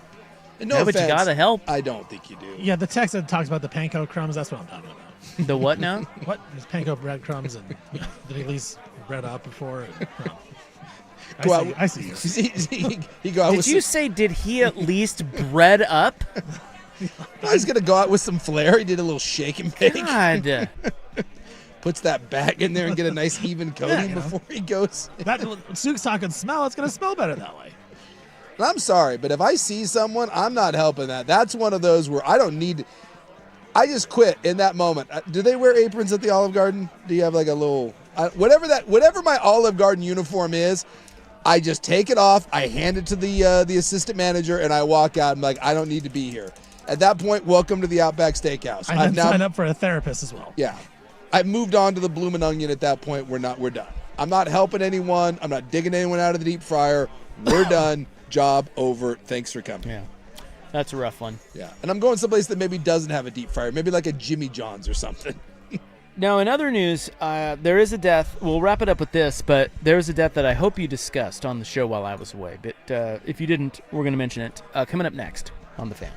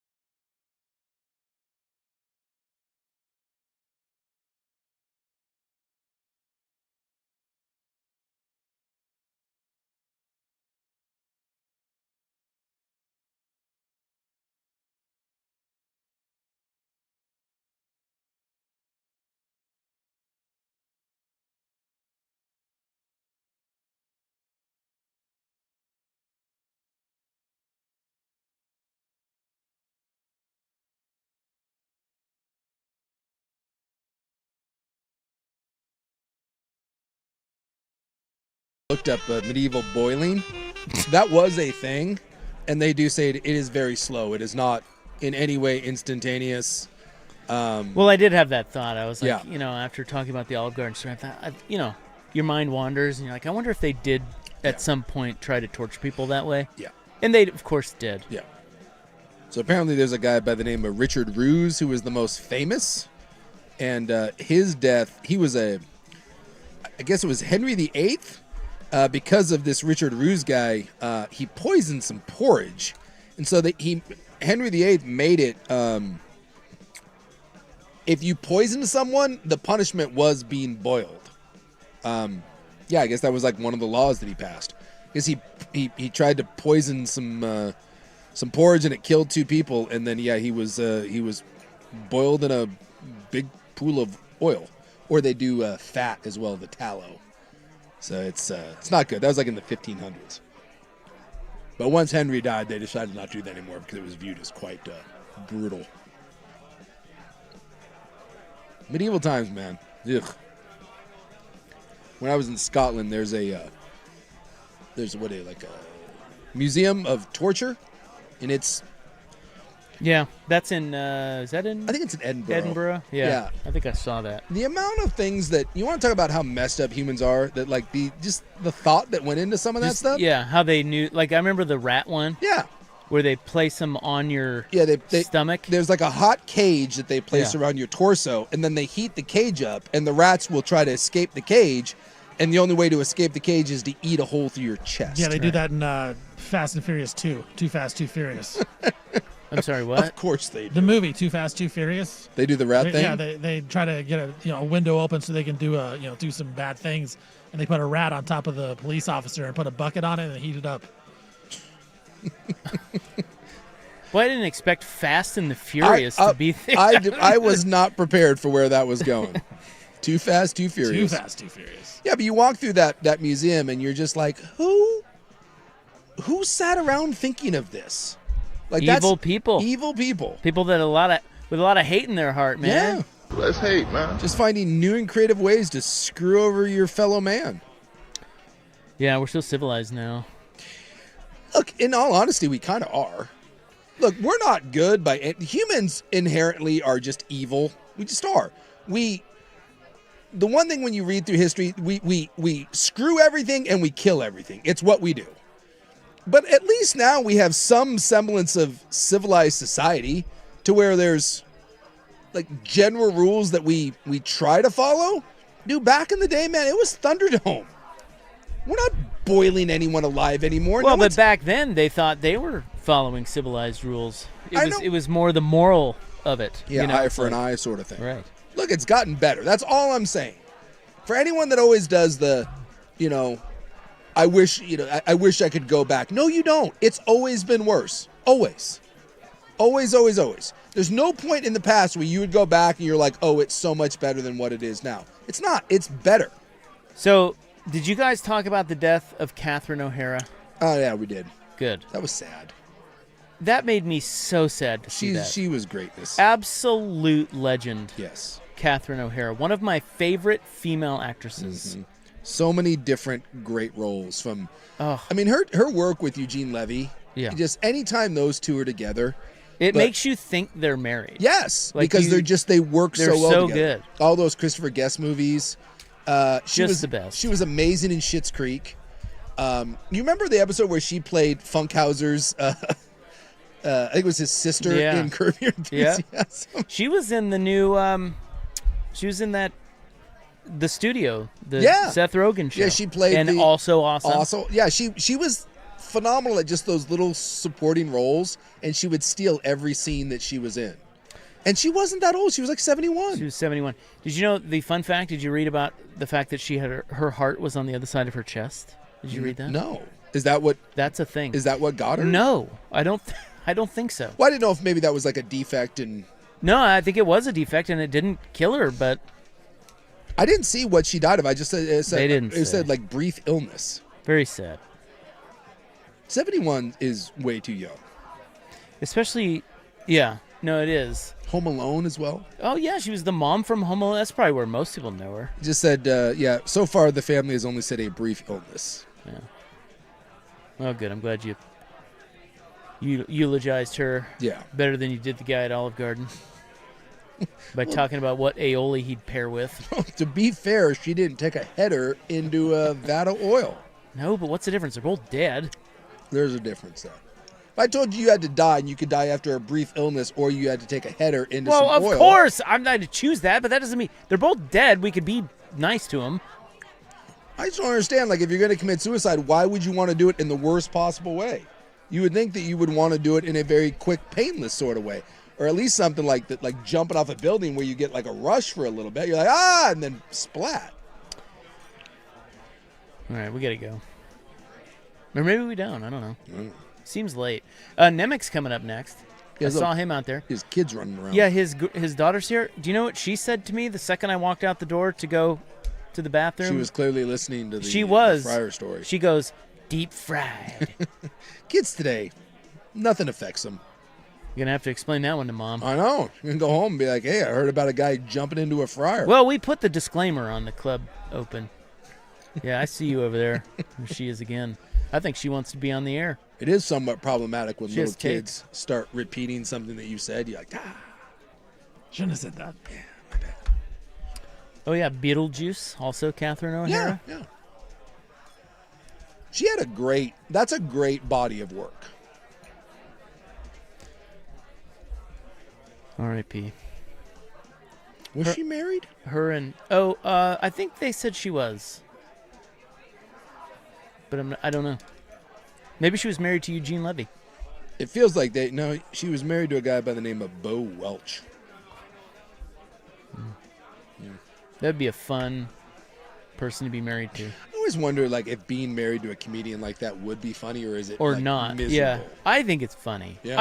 I would like, because she seems the type that would just be funny. I would at hope all so. times. But a lot of those comedians are really not.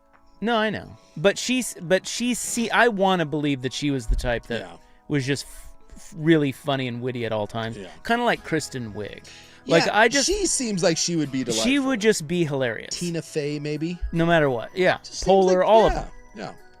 I heard a little something. We were talking about this actually while we were in Mexico when we saw the news. We were talking about it, and somebody mentioned at our table at the time that Amy Poehler's a little bit of a bite in the ass. Have you heard of this? No. Because she seems delightful. Yeah, to she me. was married to Will Arnett, but they split up. But they said she can be. I don't know. It's disappointing. I love me some Amy Poehler. She's great. Nope. All right. Bubble. We got to go. I'm going to go get some Olive Garden. Andrew Nemec is coming up next. We are back tomorrow, live from Kells on 21st in Northwest Portland, 3 to 7 on The Fan. Good night.